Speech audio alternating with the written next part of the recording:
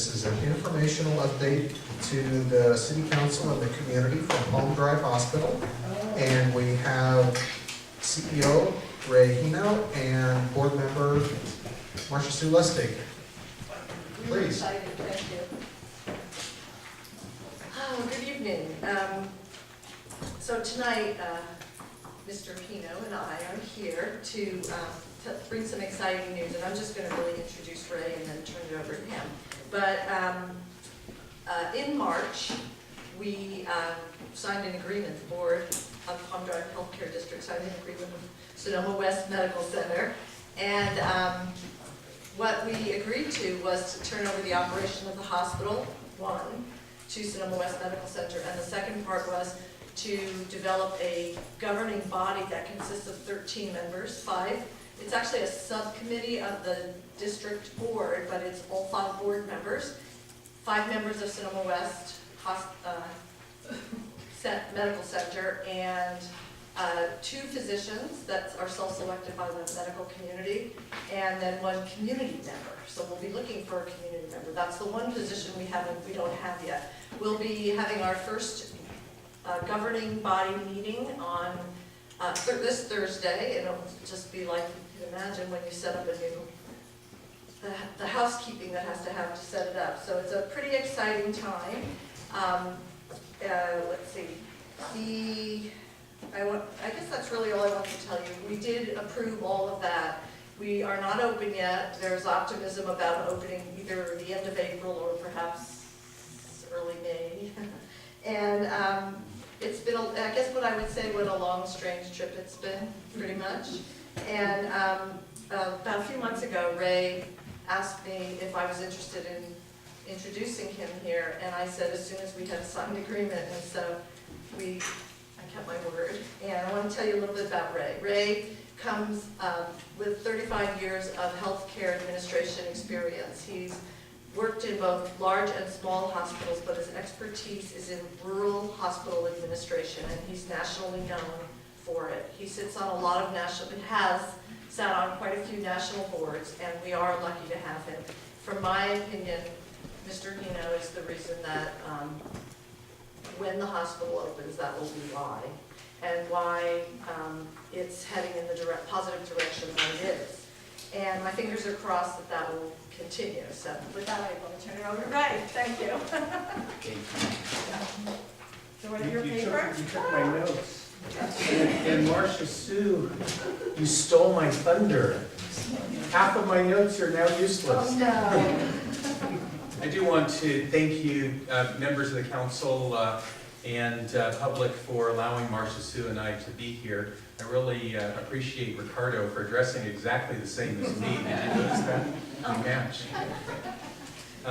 In about 3 weeks, we're going to be observing the 1-year anniversary of the date that Palm Drive Hospital closed.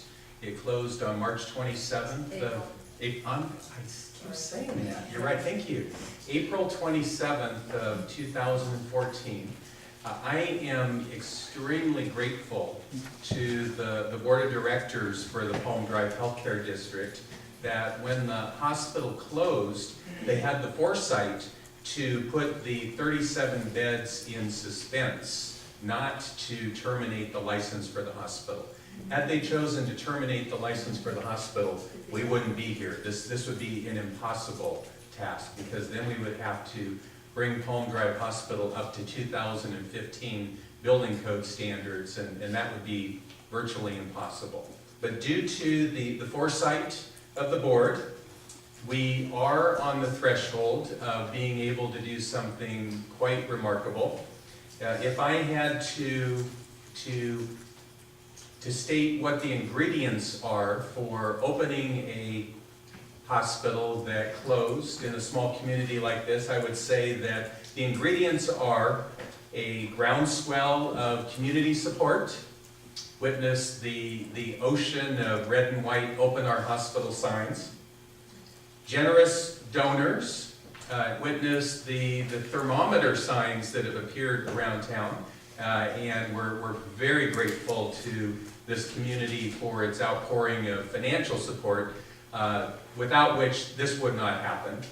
particularly one generous couple in particular that have really put themselves out above and beyond. Otherwise, again, we would not be here. World-class doctors. So we are really, really fortunate in the West County and in this community to have some of the finest doctors that I've ever had the pleasure to be associated with, and that's another reason why we're able to do this. And finally, a solid business plan. If it were easy and replicable in other communities, I think that I could make a lot of money once we open the hospital, going around showing other small hospitals around the country how to do it. But this is truly a very unique situation with the community support, the donors, the world-class doctors, and the solid plan. This is, I think, a once-in-a-lifetime top opportunity, which I'm very proud to be a part of. As Marcia Sue said, after 3 months, almost 4 months of negotiations, we did arrive at a management services agreement, which was approved on St. Patrick's Day, March 17th. The new agreement does call for the creation of a new board of directors, which brings together the existing Palm Drive Healthcare District 5-member board, along with the 5 members from the Sonoma West and the additional doctors and community representative. That board of directors is going to meet for the very first time on Thursday night this week. They have a lot of work ahead of them, a very long agenda. They have to essentially approve all of the documents that are required by California state law and federal requirements to open a hospital. That means bylaws, physician, medical staff, safety plans, a lot of things that have to be done. The goal is to, as Marcia Sue said, reopen the hospital by the end of this month. There are a significant number of hurdles still. There are building code requirements that we have to deal with. They're primarily seismic earthquake requirements that were passed in the state of California 20 years ago, and we have to bring the hospital up to seismic compliance according to the state before we'll be able to open. It's possible to do. The state has been working with us. We have submitted plans for all of the corrective action, and they've been approved by the state in, I would say, world record time. It's really, really unusual for the state of California to work this rapidly with a hospital on building construction projects, but they've done it. The California Department of Public Health will need to come in and do a full inspection of our facility. We anticipate that'll happen in the next couple of weeks. They too, I believe, want to see this happen and are willing to work with us. They're not going to cut any corners, they're not going to cut us any slack, but they are going to come and inspect the hospital and ensure that we are meeting all of the public safety requirements in order to open. The district has requested an extension beyond the April 27th deadline. When the district board last year approved putting those beds in suspense, they bought us a year, 12 months to reopen the hospital. If we don't make it by April 27th of 2015, there's a chance that our once-in-a-lifetime opportunity could be gone. The district has requested an extension just in case, and I think it's a good move, just in case we don't get there, to give us more time. That's currently under consideration.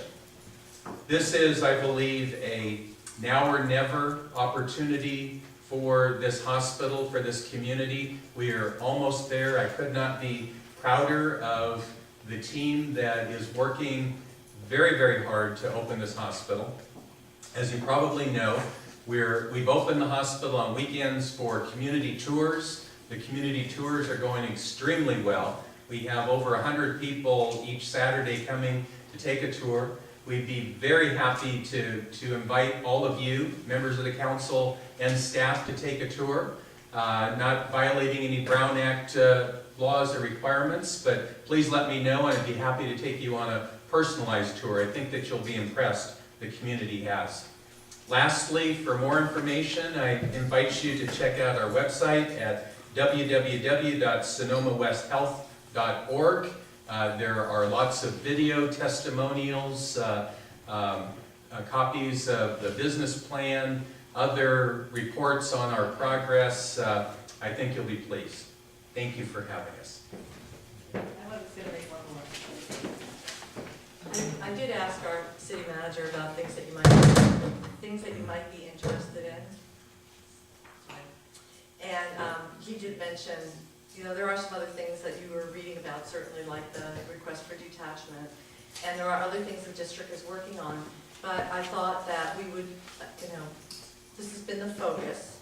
And there are some interesting things we've learned about the state of beds in the county, emergency, things we're working on with emergency EMS for West Sonoma County. We had some interesting presentations. And I'd just like to come back at another time and do it and not take it up now. But I just want you to know fairly that those things are out there too. And we have, there's always something going on, or too many, so thank you.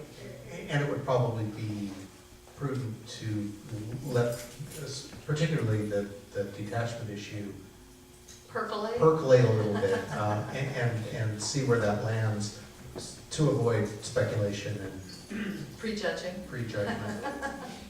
But I guess the other question is, do you have any questions for us? Are there any questions? Vice Mayor Gurney? Say thank you for coming and thank you for this opportunity. Nice to see you again, Mr. Hino. First, I want to thank Marcia Sue for her public service.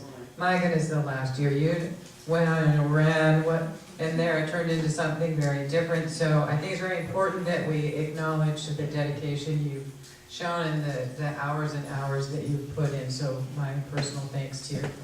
And congratulations on the signed contract, and I think all of us would wish the hospital well. What I really am curious about is this 13-member board, because I just don't quite yet understand how that's going to function. Does that mean every board meeting is going to have all 13 people?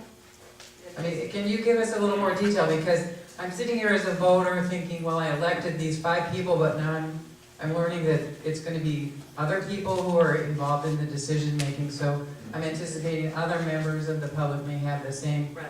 confusion that I have. The reason that we used this model was because it's in place in California.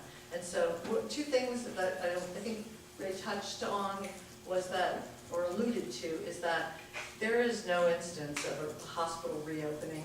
So, we want to get it right, and so we made sure to use a model that has been used and is operational. And so we used, I think it's called the Oak Valley, and that's the hospital and the area where they combined the management group and the board. I didn't do anything. And, except for breathing, I guess.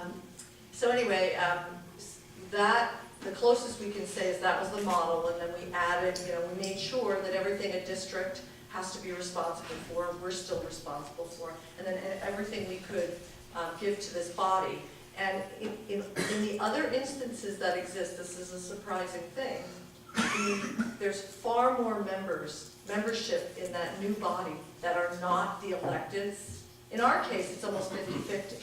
But in those other ones, it's a much, maybe there's 5 and then maybe there's 20 more of others. So I know it seems odd, but it's something that our governmental system has accepted in the past. So that's why that system exists.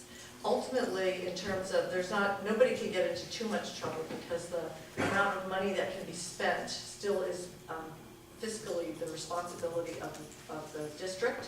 And so there's a limitation on funds that can be spent until they're approved by the district, the 5 members. So I don't know if that answers it, but that's the way I looked at it. It was the only model that I saw that would sail through a state approval.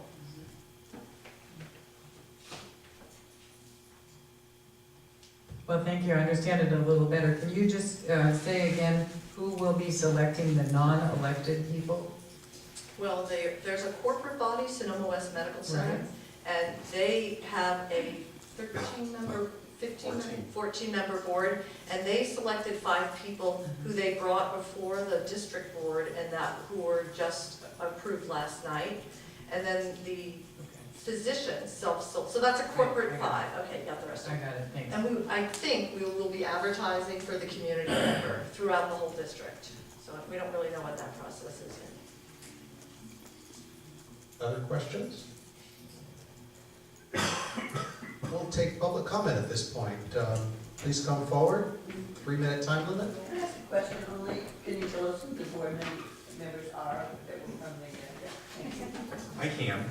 So the 5 members that were nominated by the Sonoma West Board and approved by the district board last night are John Boletto, Mary Ely, Dr. Craig Campbell, Chris Thompson,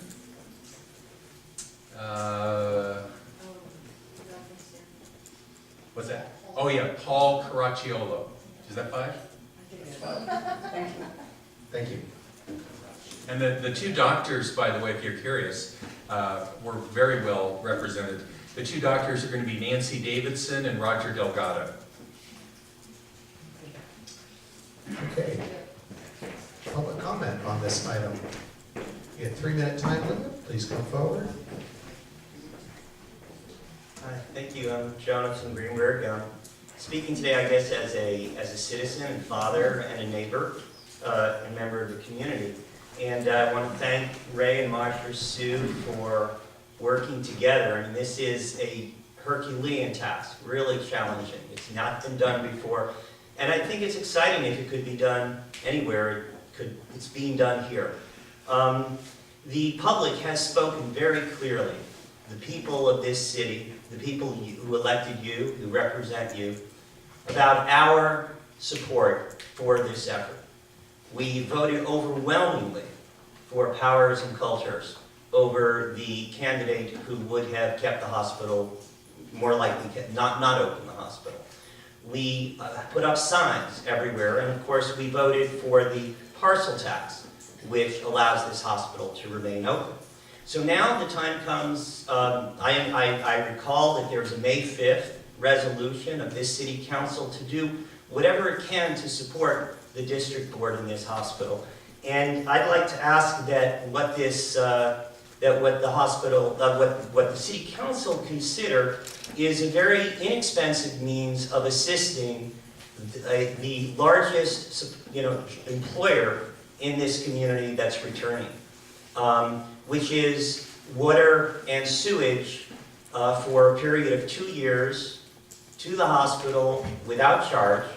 It's a wonderful way to assist the hospital because it will amount to about 10% of the anticipated loss of the hospital. In other words, the hospital will lose 10% less in the first 2 years, maybe 6 to 10%. I'm not sure exactly the number for what it would be with the new sewage and water rates, but it would be a great way to assist without costing any money because the city pumps the water, the city has the sewage. I've been on city boards as policy director in New York City, and I've written a lot about what cities do to retain jobs. The average cost that I've seen is $1,500 to $5,000 per job for a period of 2 to 10 years as an inducement for an employer to come into a city.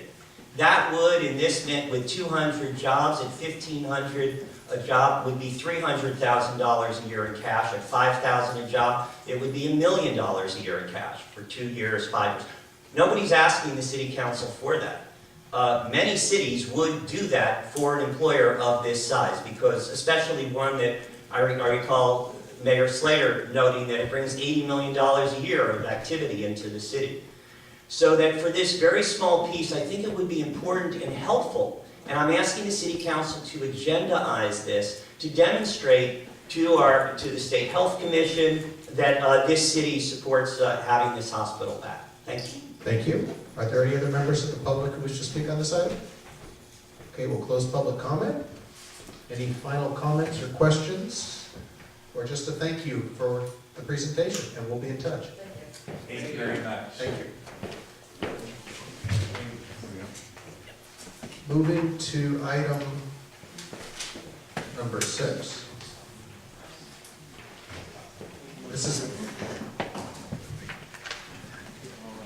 This is one I've been looking forward to for sure. This is the presentation of design plans for bike lanes on State Route 116 through town, from the north end to the south end and back again. Mr. Mayor, if you'll give us 30 seconds to set up the equipment. Okay. We'll relocate so we're not blinded. We do have a PowerPoint. There are copies of the PowerPoint. So if you can't see the details on the PowerPoint, you're about to See it on the wall. some with different colors of like lights out.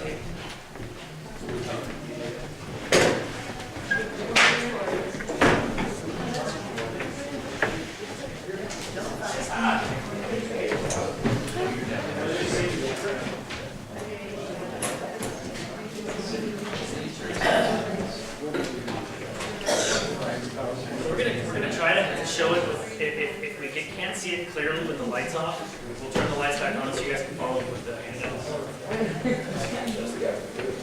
Be patient with us as we make sure we all see it.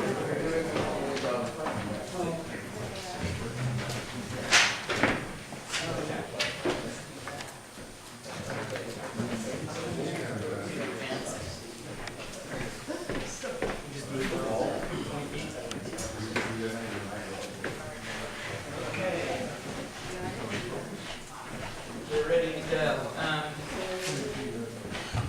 As the council knows, the staff and our consultant have been working on developing plans for the bike lanes on State Route 116. And the plans are now at about somewhere between 50 and 75% complete, I would say.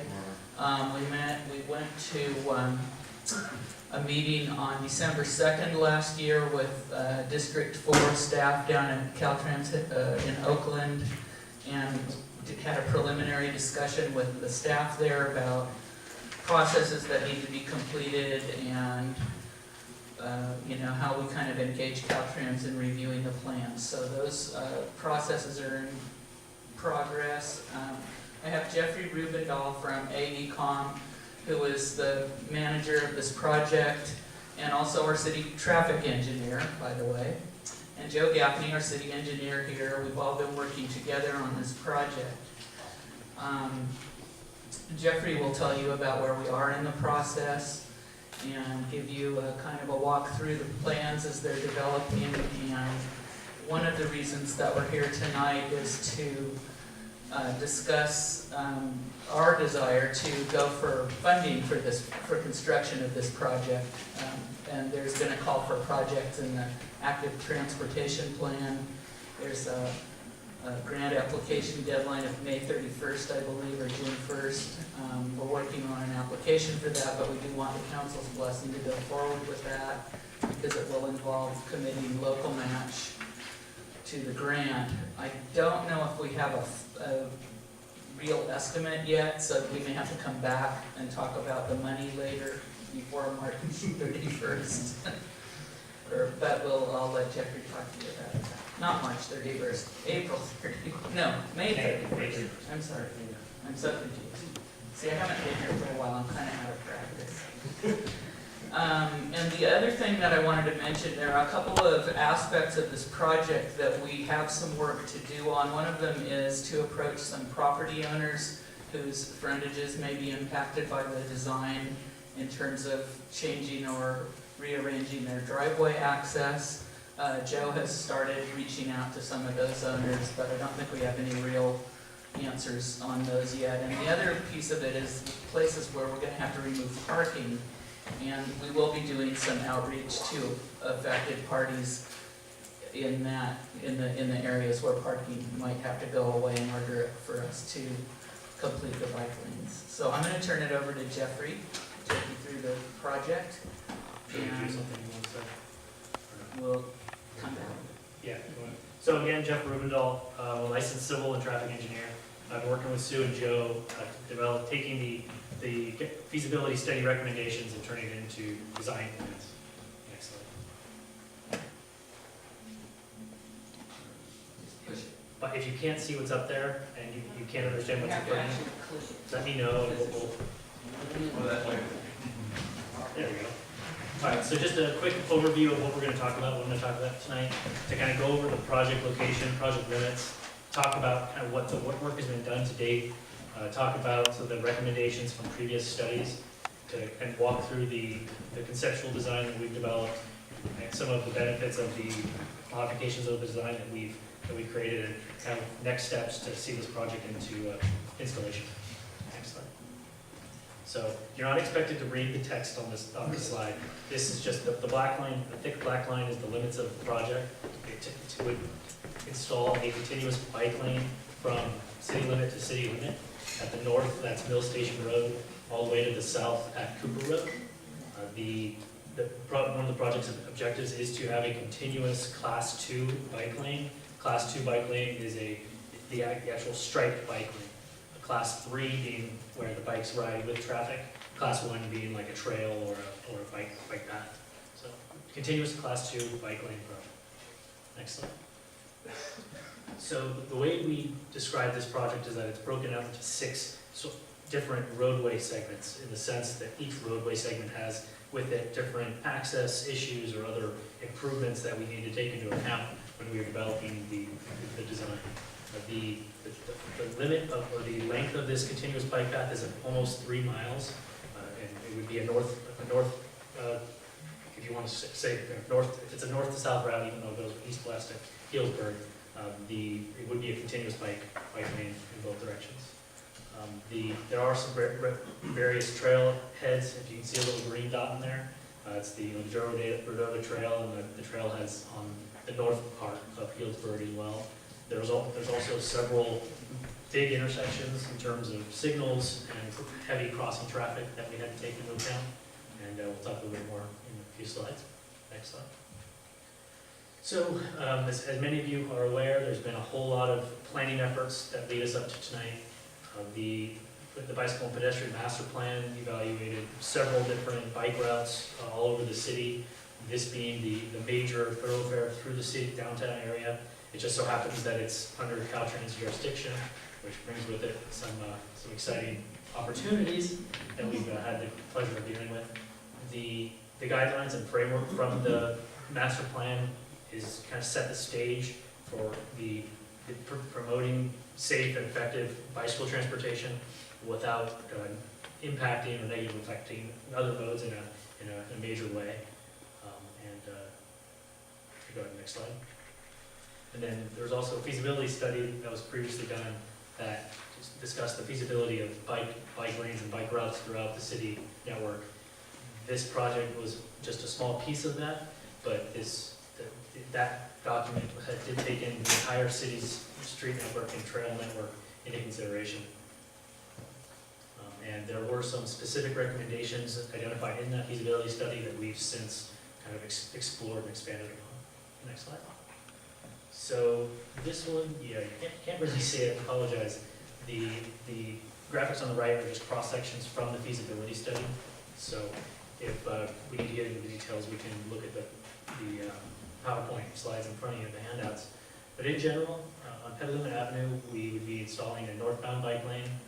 We would be eliminating, the feasibility study identified removal of one northbound through lane on Petaluma south of the Joe Rodota trailhead.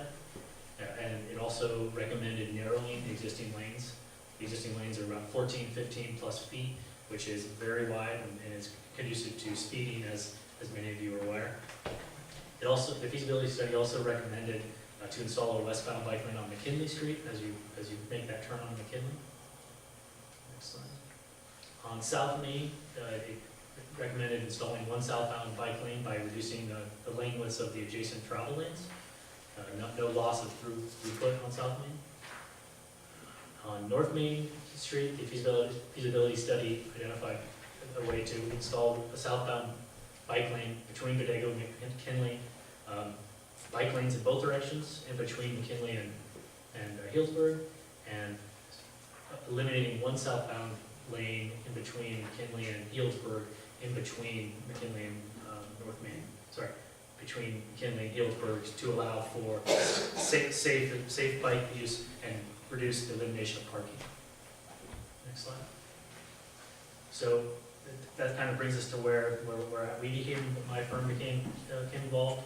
We took the feasibility study recommendations and did some detailed site measurements to understand exactly where the pinch points were, where exactly the conditions are out in the field.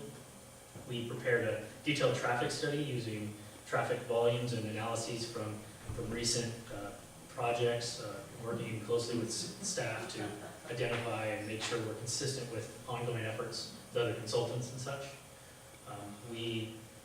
The feasibility study didn't include the area north of Covert Lane along SR 116, so we had to reevaluate that to figure out what was feasible there and what would be consistent with the objectives and recommendations from the feasibility study.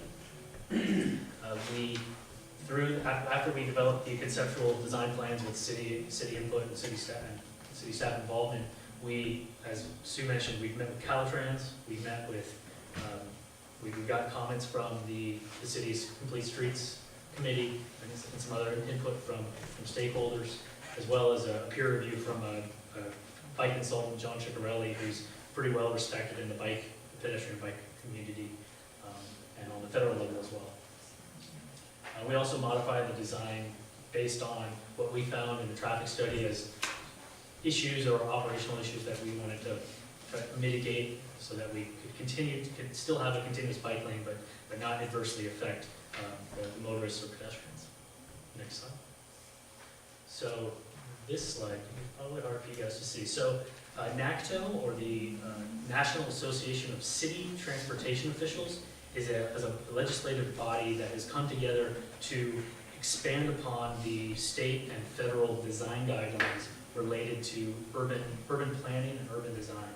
They put out an urban street design guide, almost like a streetscape design guide, as well as a specific bikeway design guide. And several Bay Area cities like San Francisco, Oakland, Berkeley, San Jose as well have adopted these policies as guidelines for the development of safer intersections, safer streets, a more complete street, wider sidewalks, and other elements to kind of bring together all of the elements to make a complete street, a safe street, an effective street for everyone involved. Specifically to bike lane projects, there's a considerable amount of elements in the NACTO toolbox that allows us to take not just simply strike a bike lane or take away a travel lane, but to really understand what it takes for motorists, bicyclists, and pedestrians to operate effectively and safely around one another. So as from the feasibility studies recommendations, we were able to use a lot of the forward-thinking concepts like the use of green markings on the ground, buffer areas to provide separation between motorists and bicyclists, and other elements similar to like the pedestrian improvements we have at several crossings along this corridor. Next slide. So the red dots there are some of the major intersections and signals that we had to go through. In general, we're not replacing any traffic signals. We're just modifying the lane assignments as they approach the intersections, and we'll get to it a little bit. But in general, concepts like getting a right turning vehicle, instead of forcing them to cross a bike lane, instead get them out of the lane, the through lane first, and then have them cross the bike lane, so that you don't have an operational and safety issue with a car slowing down for a bicyclist, causing a queue behind him, and also causing potential safety issues with bicycle traffic. Next slide. So the feasibility study did do a pretty in-depth parking survey to identify the existing parking demand on a block-by-block situation. We evaluated our design based on the recommendations of the feasibility study. In general, we kept consistent with the effects of parking from the feasibility study. In general, on the north part of Gravenstein, you currently have what's called a striped shoulder, technically considered a shoulder. A car could technically park there, although there's not really the land use that supports that. So we would be formalizing a bike lane in that area so that parking would be prohibited that northern section. On Healdsburg, which is the east-west piece, there are some parking rules proposed, as Sue alluded to, specifically to provide a safe and effective bike route through existing bus stops to remain as well. The recommendations from the feasibility study were to eliminate some, not all, along this to keep that continuous bike lane. And the data did show that the removal of parking was adequate and that parking demand could still be met. In general, through the downtown, parking was not removed. In general, there are a few locations where a couple spots need to be reassigned or red curb would need to be painted to allow for a safe installation of a bike lane or a turning lane. Next slide. So these elements in the pictures you see here are snapshots from our plans. In general, you see solid lines and dashed lines in green. The green that you see there would be proposed green thermoplastic markings. And I say it's the same material that a crosswalk would be, with a little bit of a texture to it so that it's not slippery when it's wet. There's quite a bit of technological advancement in terms of striping to reduce the effect to bicyclists and pedestrians while walking. The dashed areas that you can kind of see here, we're going to be using NACTO guidelines to identify the appropriate stripings through conflict areas. Conflict areas being the areas where a vehicle would be weaving through a bike lane, something like at the northbound right turn pocket at Highway 12, for example. We would provide signage and enhanced visibility markings so that motorists and bicyclists understand of the upcoming conflict and are aware that they're sharing the pavement in that section with other users. Side note, I should mention, we're not changing any of the pedestrian crossings that are out there. We may, if we have the funding available, we may reapply some of the treatments that are out there, but we're not modifying or removing any crosswalks or removing any holdouts. The limits of the project are, for the most part, within the paved roadway. We're not widening, we're not bulbing any, we're not adding sidewalks. Next slide. So one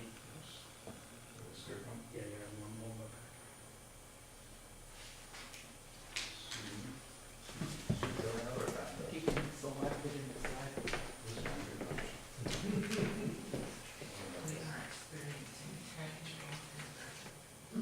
So in general, about the green pavement markings that we're proposing are not everywhere. We prioritize where we use them at locations where we know there would be a conflict, a higher likelihood of vehicles crossing, bicycles, etc. The intersection of North Main as it comes around the curve, we are proposing skip striping, or like you would see at an intersection for a bike lane, with both white stripes as well as green blocks, consistent to what you'd find in other urban locations where you have bikes through traffic as well. At the intersection of McKinley and North Main, we would be installing a bike lane for that free, quote unquote, free right turn, and we would be doing it in such a way to heighten the level of the conspicuity, if you will. I think I pronounced that right, but so that the vehicles understand that it's not just for motorized vehicles, but there are likely to be bikes in and around that area as well. Next slide. Okay.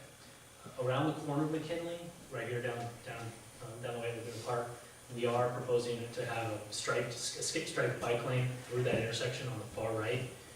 We would still provide 2 left turn lanes, so that 2 exclusive lanes would turn left. 1 bike lane would be able to go around, and we actually designed that based on if a truck was to use that, the truck would not actually infringe into the bike lane. You can't really tell in these pictures, but in the northbound section of Petaluma, we do have some proposed buffered areas, meaning that the bike lane is next to the parking lane, And then there's actually a space that's buffered in between the through motorists and the bikes to provide a little bit more separation, since there is a likely speed differential between vehicles and motorists and bikes. Bikes or vehicles too, I apologize.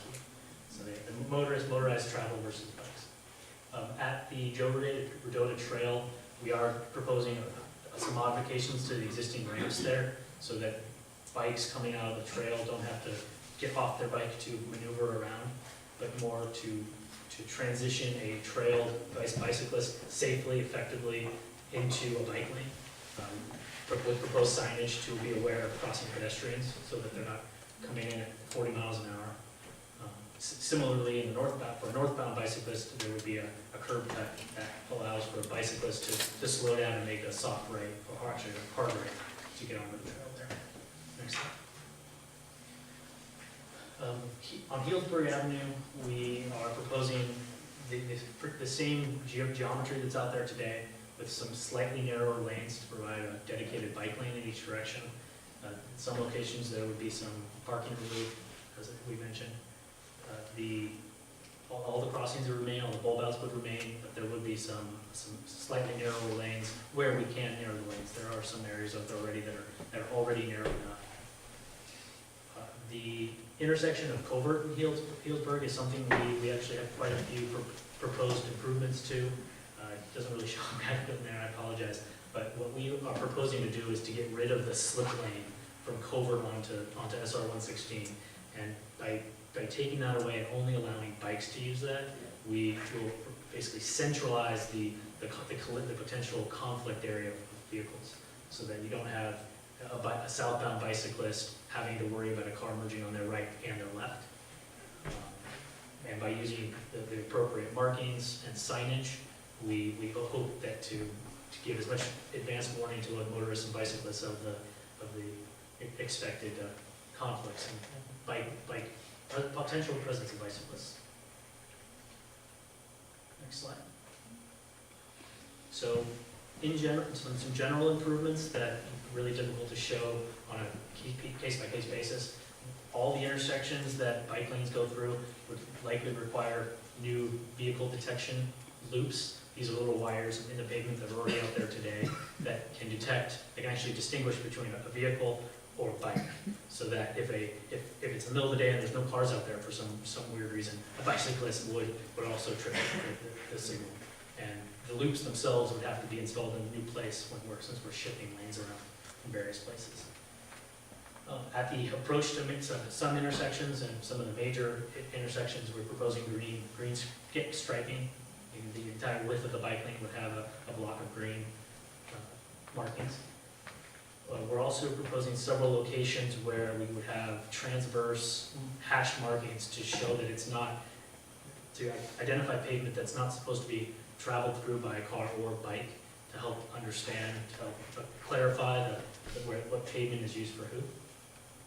And then there's various locations where we are going to propose 2 to 4 foot buffers in between either parked vehicles and bikes, as in like the downtown where you have a lot of turnover, a lot of doors opening, to position the bicyclist safely out of the door zone.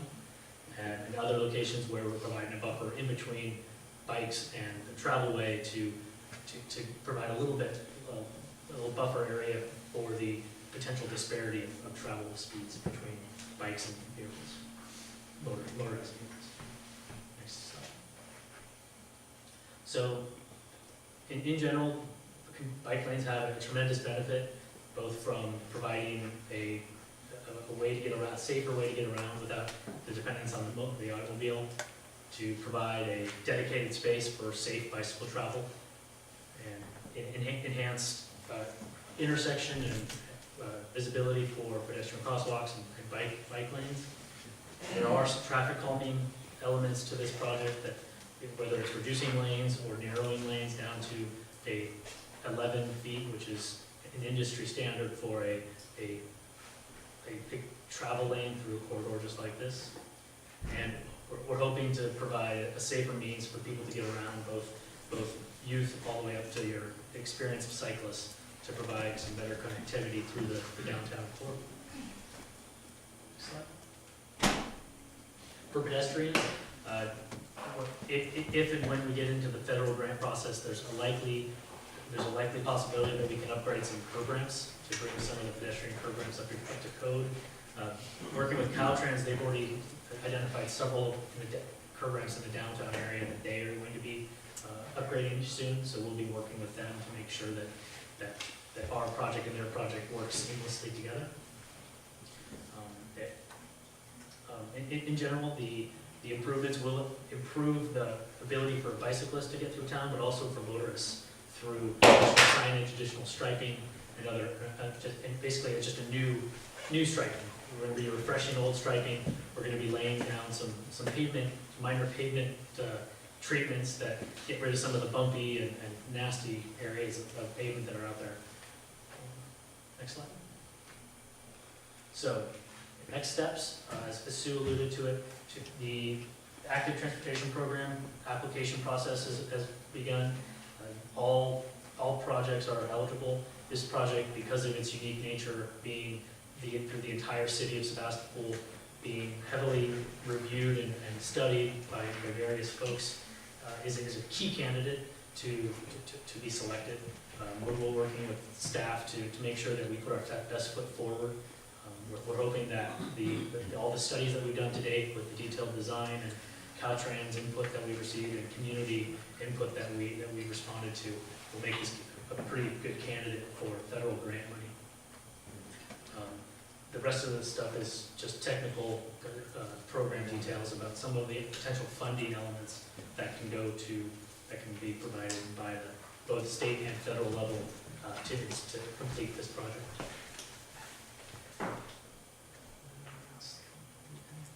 Next slide. So with that's kind of a broad overview.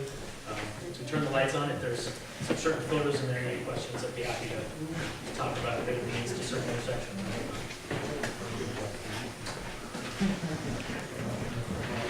Sorry, time went down.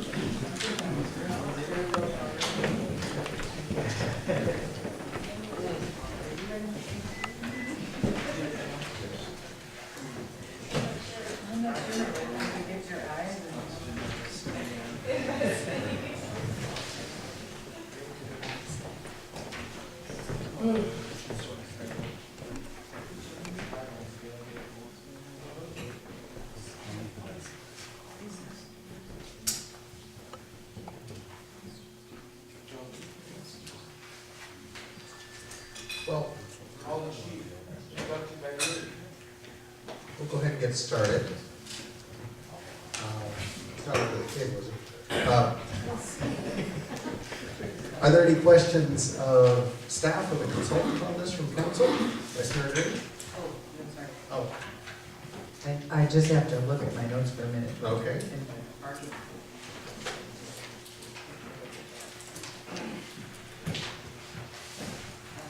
Yeah, where's the parking?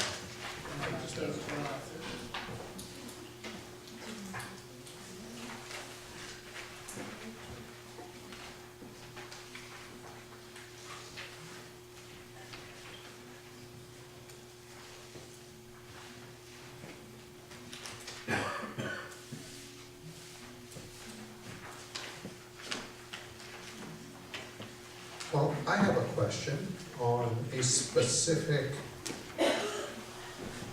area, and you talked a little bit about it, and like you say, the slides were a little hard to make out. The Healdsburg, or I guess Gravenstein Highway North, Healdsburg Avenue, and Covert Lane intersection? I don't know. That would be page 16 as the graphic. 16.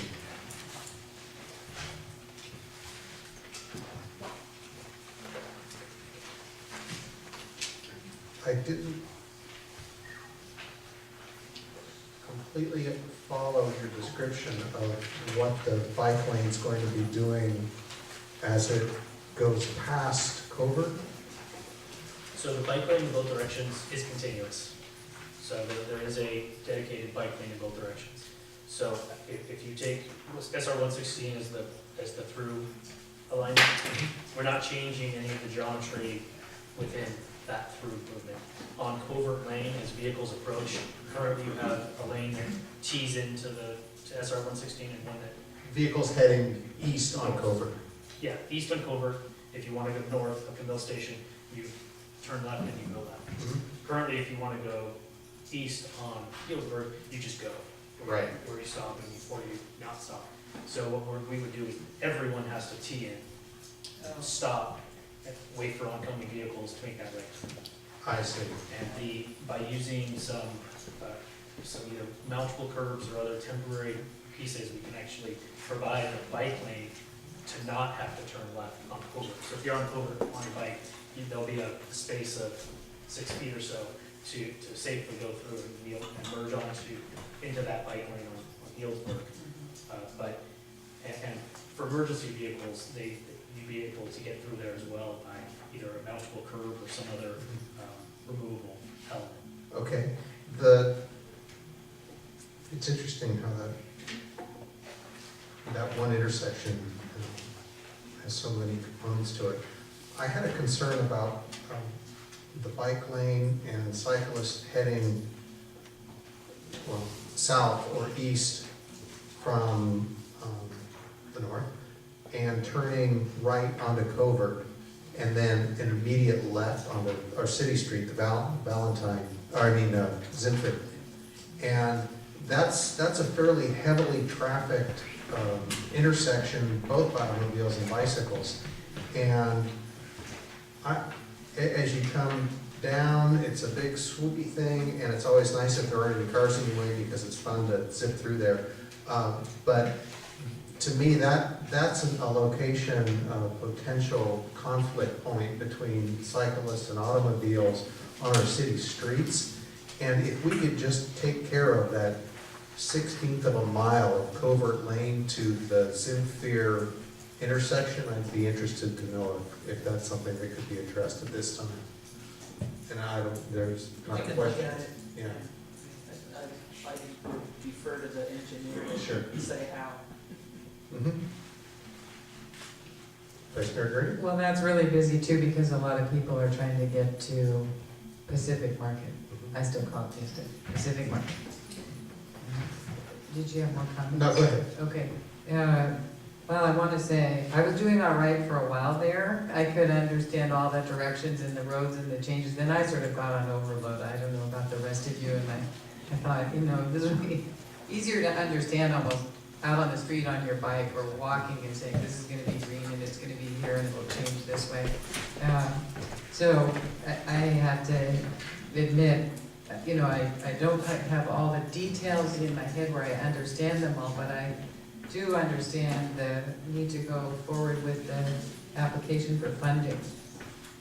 Let me ask it, I think I included a small set of the project plans, so in your packets. Yes. Yeah, they were really small. Are they too small? I'm sorry, my whole life, you did, thank you, Susan. We do have this. Yeah.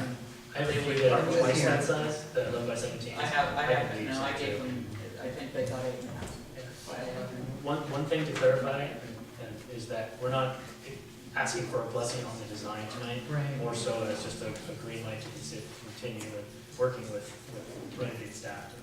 Well, that was sort of the importance of my remark, because it's hard to approve of all of this in detail when I can't quite get it all in my head, but I understand the need to go forward with funding, so I would encourage us to do that tonight.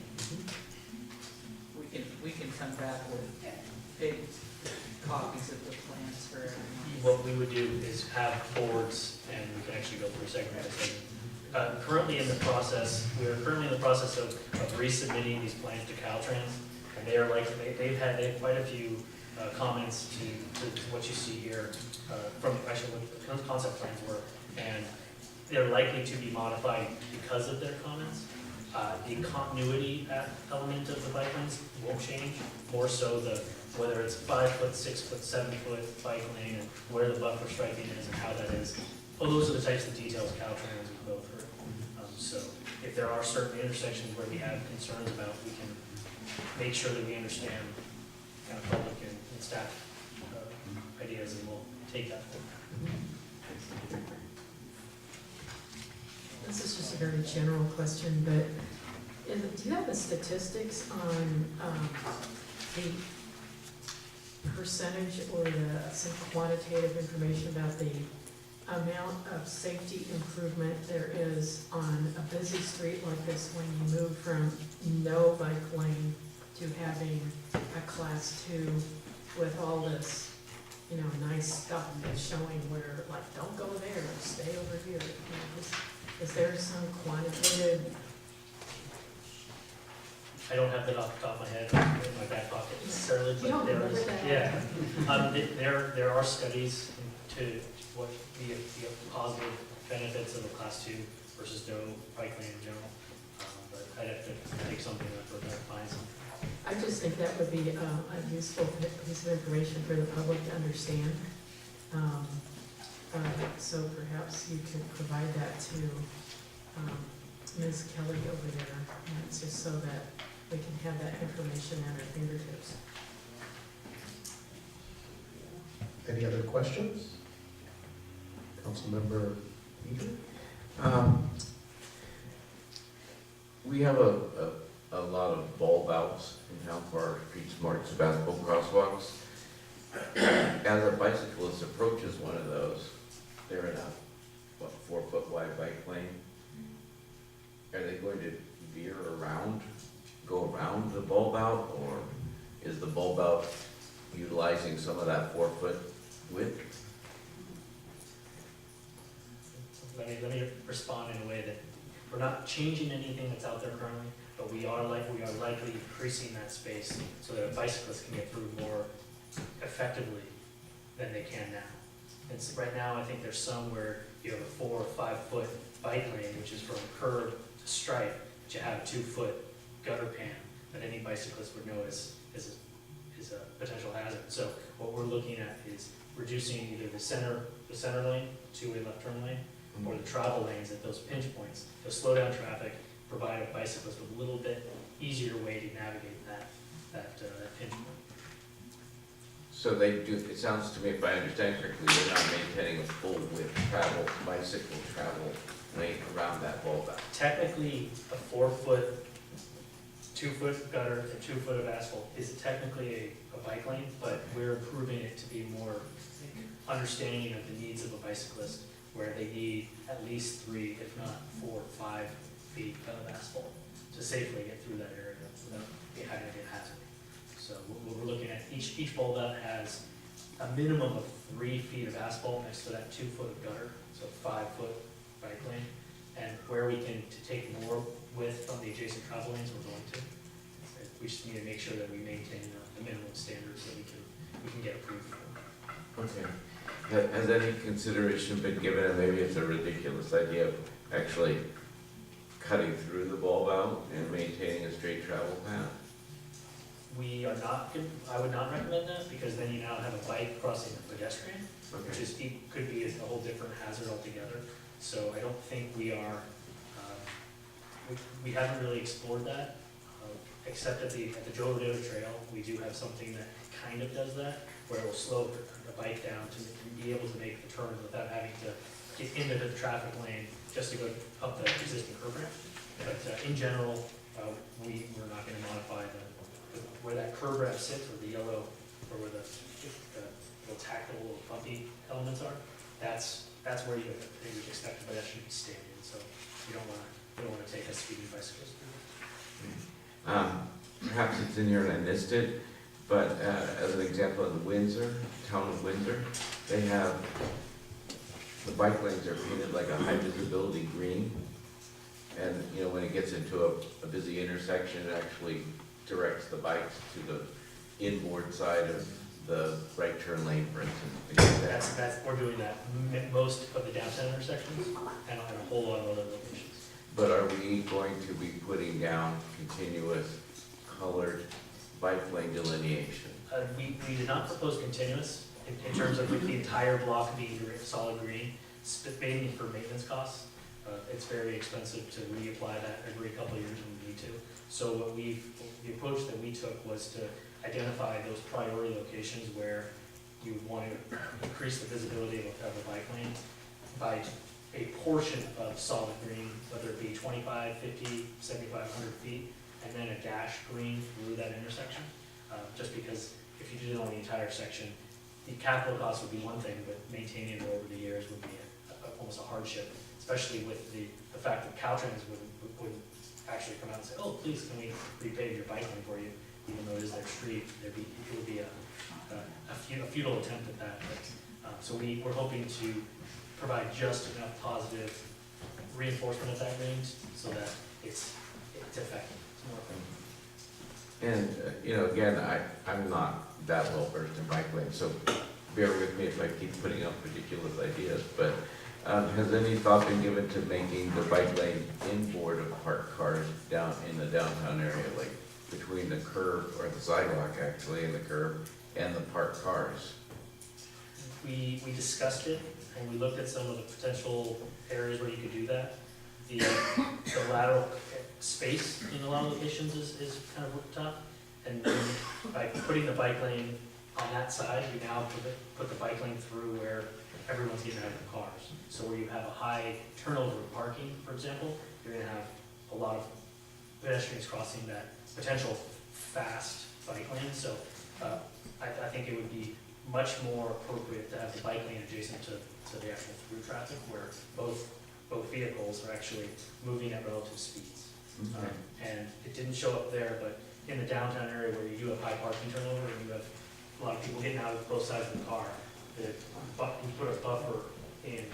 We put a buffer on the parked car side so that a person with the door open, the door wouldn't be in the bike lane. But also put a buffer in between the bike and the cars so that there is, it's striped as like a 4 or 5 foot bike lane through the downtown area, but in reality, the bike lane is like 7 feet.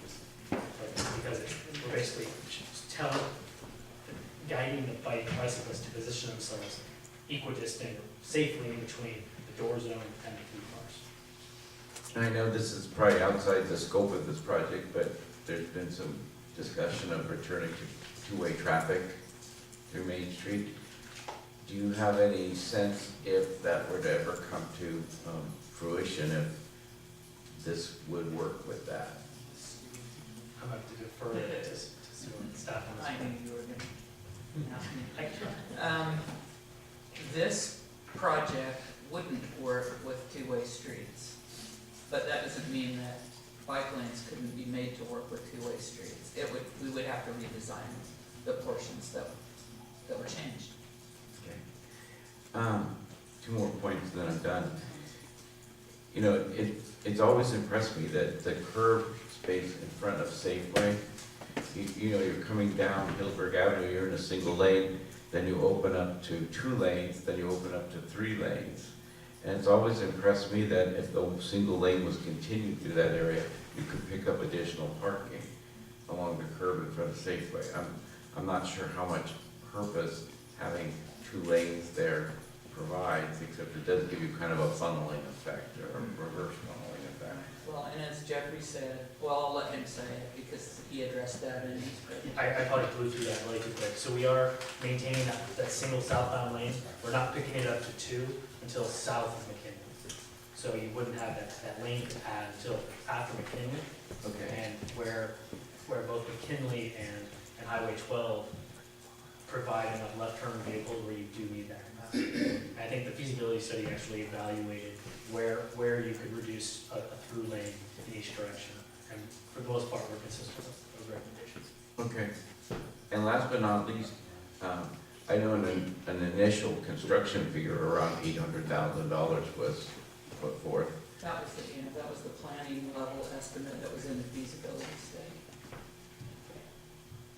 Yes. So is it reasonable to assume that, well, I guess I shouldn't say that.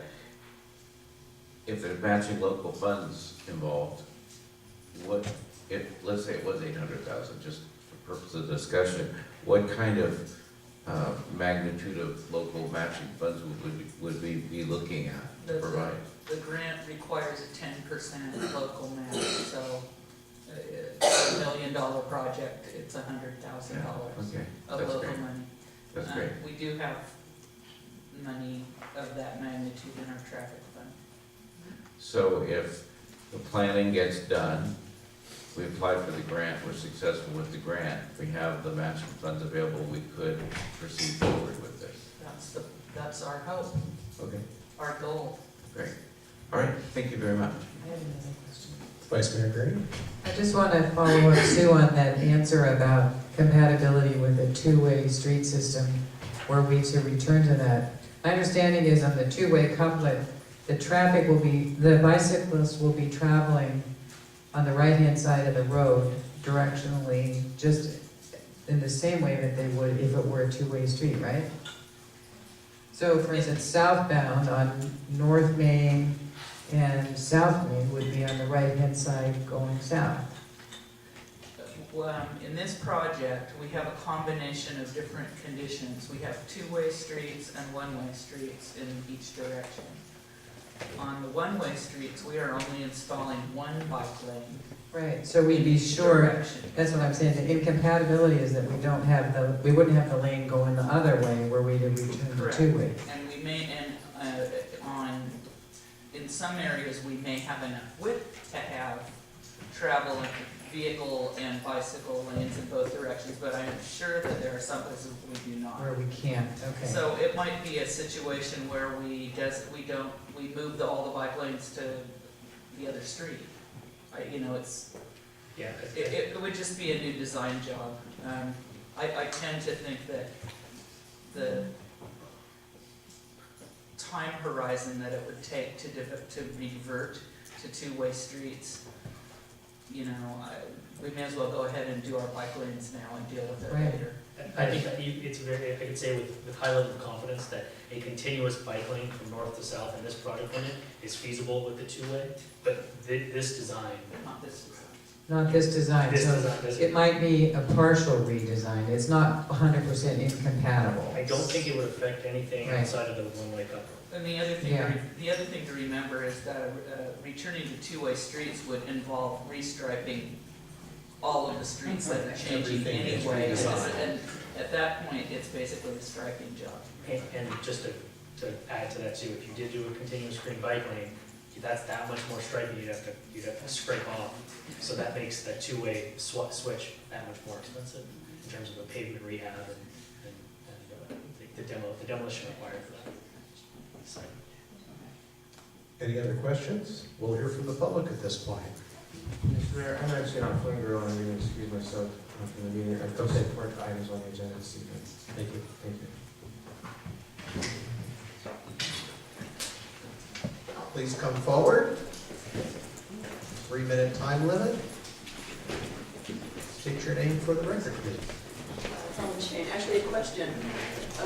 Pursuing Councilman Eater's question about the bulb outs.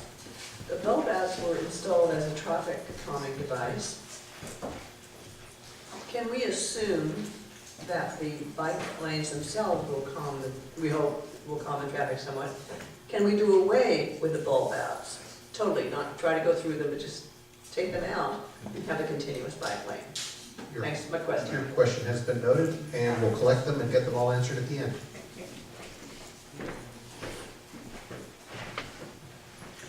Hello, I'm Michael Karnacki, I live at 385 Murphy, and just a couple of questions that I had.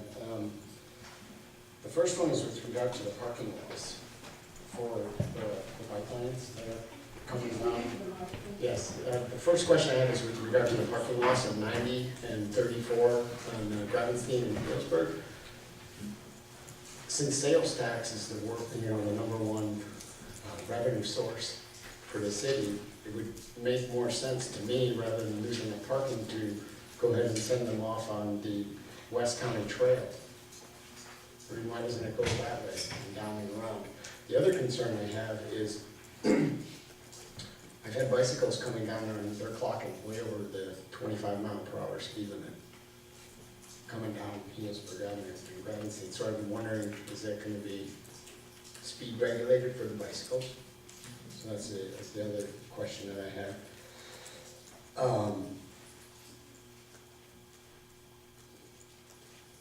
The turn from McKinley Avenue right to North Main Street, there wasn't much said about that. And that one with regard to trucks, that's pretty that's pretty tight. The trucks have taken the stoplight many times. You can see the clip it. So that's one question that I have is what happens at that intersection? Because that's one that's going to be hard to avoid, the trucks coming in contact with the bicycle lanes. Let's see, there's one other one.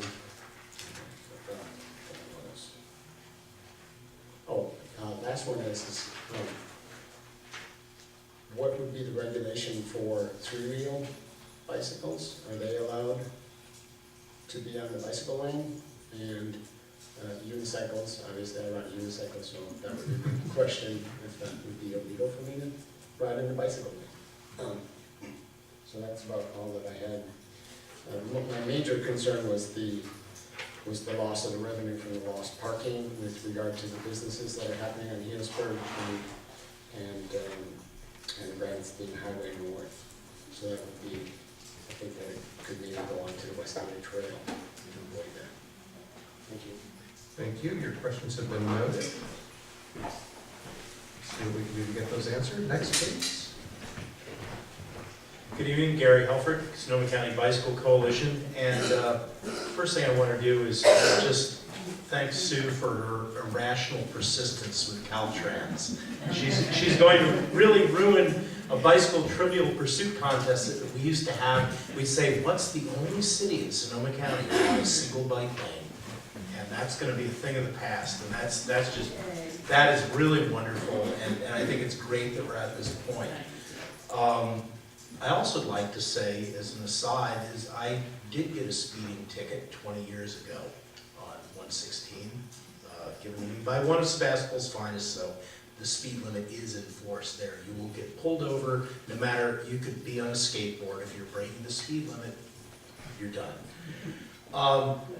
We've had really good success supporting other jurisdictions with ATP, so I really look forward to working with Sue. We had an awful lot to do with Santa Rosa getting the largest award of any city in the Bay Area, round one of ATP. And by the way, that money went back into the fund. So there's $7 million back in ATP that wasn't there. So let's go and get that. But I look forward to working with the city staff and look forward to this project happening. And I hope that the council decides tonight to move forward with the application. Thank you. And correct me if I misspeak on this, but you are a Caltrans Bicycle Advisory Committee member? I am I'm the chairman of the Caltrans Bicycle Advisory Committee. Will you be reviewing these plans at any point in that official capacity? Yes. Thank you. Next, please. Hello, I'm Michael Simonitis. I'd like to say I support this project and hope to find myself biking in Sebastopol a lot more. I have an office on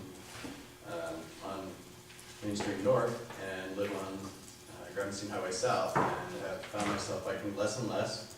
I think safer streets would help a lot. I've seen semi-trucks sharing the lane with a family and some little kids, so I thought that was kind of sketchy. And I think that the loss of parking could be acceptable. Maybe it could be ameliorated with some bike parking that is sorely lacking in town as well. I'd also like to see more off-street bike access, like the Gravenstein Trail, continuing down 116. And also, since the city has a little bit of extra cash this year, it'd be great to get the roads swept out. There's a lot of glass and stuff on the sides of the road. So having cleaner streets also improves bike safety, instead of replacing a couple tubes recently. Thank you. Thank you. Next, please. My name's Ray Blazer, I live in Sebastopol. And one large question is how the Petaluma Avenue reduction of lane lays over the possible CVS construction, and what they're being asked to do with the lanes around 12 and Petaluma. You use the mic. I'm sorry. So yeah. I just remember like they're supposed to redesign Petaluma Avenue in there when the CVS project goes through. So how that lays over this project description, that's the question there. And then Covert Avenue, and just the lack of sidewalks up there for pedestrians, that adding a bike lane somehow to accommodate adding access for pedestrians to get up into, is it a Civic Market then too? And yeah, just the loss of parking spaces and how that just seems to be a rising issue with the town of just keep getting bottlenecked out of parking spaces here and there, and how to accommodate that, balancing it with the town, with projects, and how can we layer the, possibly bringing the 2 lanes through town on both streets, laying over with the bike project rather than being a headache down the road if the 2 lanes are brought back. Thank you. Okay, we'll close public comment and see, we're down the list of questions here. Question about possibly removing the bulb outs because they may not be required for traffic calming anymore. I'm gonna take that one.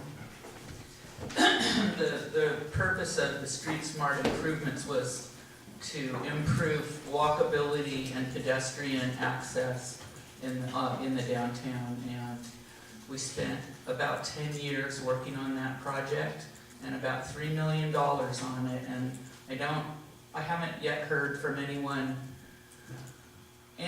that they want them removed, and it sort of breaks my heart to even think about it right now. That's my reaction. But Jeffrey also did point out that this project, the bike lanes project, will in many areas have a traffic calming effect because of the lane width reductions. And so maybe we can get pedestrian safety and traffic calming and bike lanes. That's our hope with this project. Okay. Loss of revenue by the reduction of parking spaces, and I'll just, I don't think that this project is, the scope of it is to look at that at this point. My opinion on that, and that's just me, is that the reduction of parking spaces to install facilities to provide for other means of transportation. All shoppers don't drive cars. There are a lot of people who do errands and shopping and those things without using their automobile. So the reduction of parking spaces equaling a reduction in sales tax income for the city, I'm not particularly concerned about that. Others might be. Speed regulated for bikes, that is something that Mr. Helfrich spoke to. Yes, bicycles are required to follow speed laws. The intersection at McKinley and North Main Street was brought up. Can you provide a brief description? And Yeah, the current striping with the kind of 6 foot, looks like a bike lane, it probably operates like a bike lane today, on the curb side of the westbound McKinley. What we're proposing to do is actually take that and have that entire shoulder and lane be used by both bikes and motorized vehicles, in a way that you would find in a conflict or a right turning vehicle and a through bike, so that if you're a bicyclist on westbound McKinley and you want to go south on Main, you actually will be provided, there's dash striping to get you positioned to a left turn bike only lane, adjacent to a left only travel lane. If you're a right turning motorist or right turning bike, you would be sharing the same, I believe it's a 16-foot kind of dual use lane, so that where the reason we developed that one or came up with that one was, if you are a truck and you're making that right turn, you do have, you can't turn in a 12-foot normal travel lane. You need a wider area so that the bike knows not to be hugging the lane while a truck is there, but to actually position themselves in a way so that they're either in front of the truck or behind the truck, not on the side of it, so that we can safely get them around the corner so that no one gets sideswiped. okay. Three-wheel bicycles and unicycles are more than welcome to use bike lanes. There are some interesting new vehicles out there that are human-powered, but they are the size of a very small automobile. So, and those are coming, so that we'll cross that bridge when we get to it. What about skateboards? Skateboards, I believe, are allowed to use the bike lanes. Don't quote me on that, I believe. I think we would want to check that in the vehicle code, Yeah. especially on state highway where the speed limits are sometimes greater than they are on our local streets. So, does our Caltrans advisory guy know the answer to that? Yeah, it is permissible to operate a skateboard in a bike lane. It's not a motorized vehicle, there's a set of classifications. You can't rollerblade but you can be on a skateboard or a kick scooter. Okay. Thank you. Petaluma Avenue lane reduction and a CVS construction interface. The reduction of the lanes on Petaluma Avenue are well south of the Joe Rodota trailhead and well clear of that construction zone. So the automotive traffic, the design of any reconstruction of that area for the automotive traffic will take into consideration the bike lanes. And that was all the questions I noted. Councilmember Jacob. I'd like to make a motion. Okay. I'd like to make a motion to authorize staff to submit application to Active Transportation Program for construction funding. Any discussion?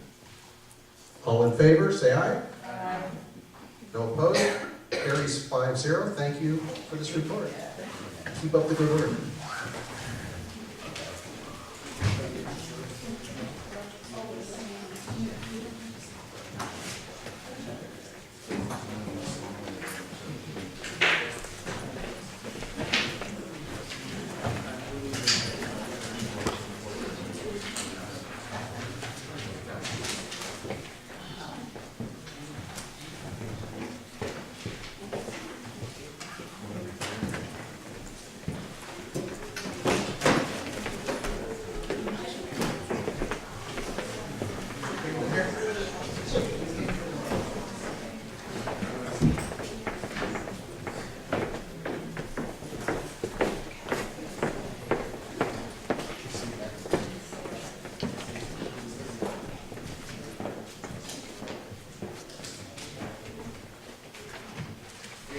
Okay.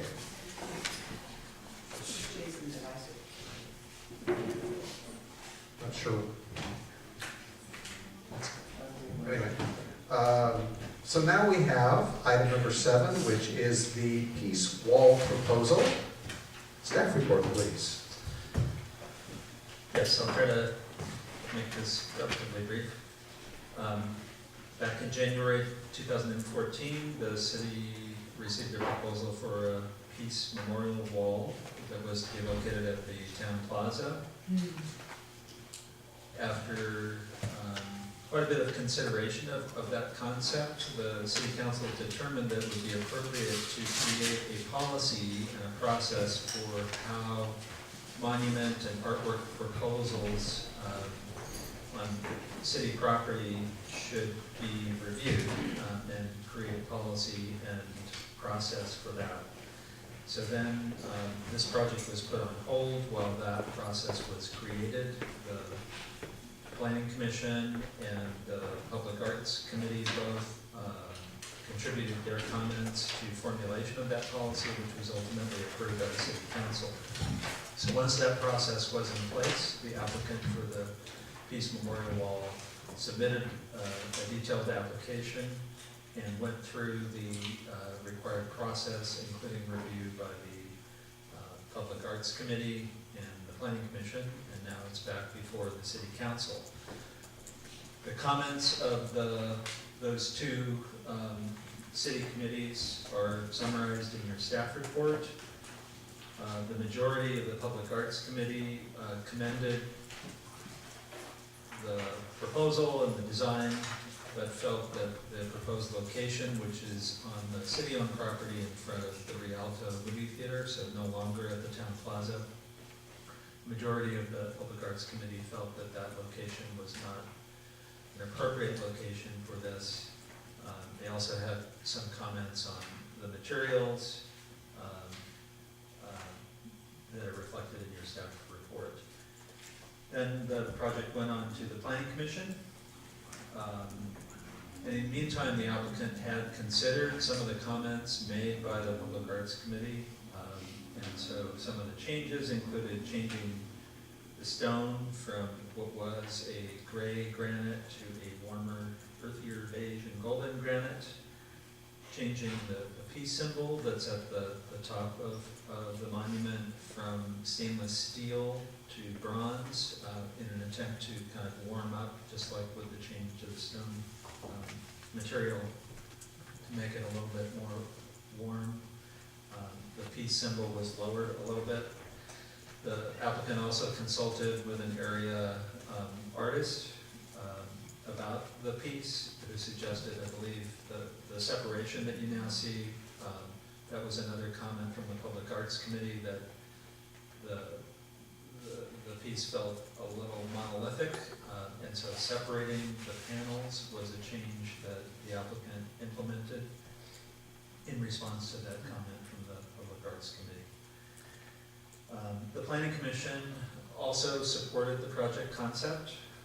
They felt that the specific siding on that corner just inside of the sidewalk was not appropriate. They felt that potentially re-siding the piece in that area might be workable, or that another location somewhere else in the city could also be possibly more appropriate.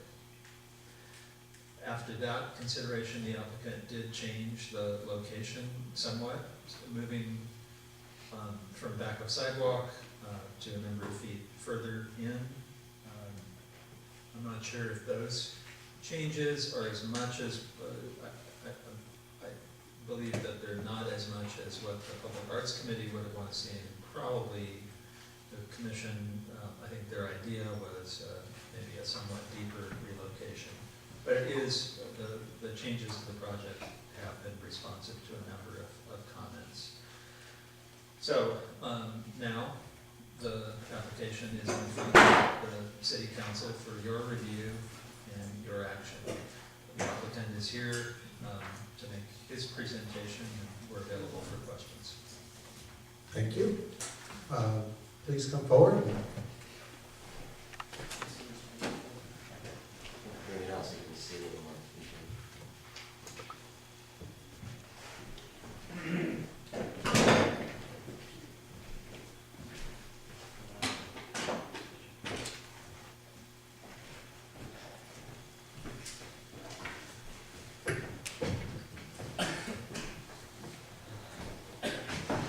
Well, I want to thank you for giving us an opportunity to present the Living Peace Wall, the new improved version of it. I'm actually very excited about it. And I want to thank you for getting us on the agenda. I know it's a lot of items on the agenda tonight, and it's going on a little bit later, so I appreciate your efforts to get us on the agenda tonight, Mary and Ken particularly. Just briefly, the history was that I was sitting in the plaza almost 3 years ago now, and looking at the peace sculpture that was there that says peace in all these different languages. And this idea came to me, this vision came to me. Whoops, I'm pointing over here, it's over here now. This vision came to me of the peace wall. And then I also was thinking about the Iraq War and the Afghanistan War, and thinking, how did this happen? And I think it happened in part because the voices of peace and the peace activists were not given a voice. And as a result, those people that were promoting war got their way, and they stumbled into this horrible tragedy of the Iraq War. So this wall is an attempt to correct that and to prevent that from happening in the future.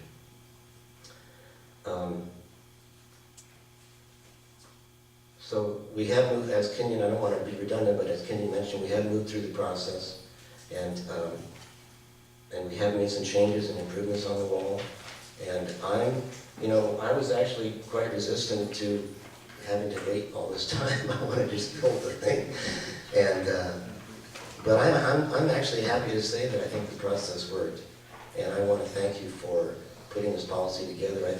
I'm really happy we didn't build it a year ago because it wasn't as nice a project. I keep pointing back here for some reason.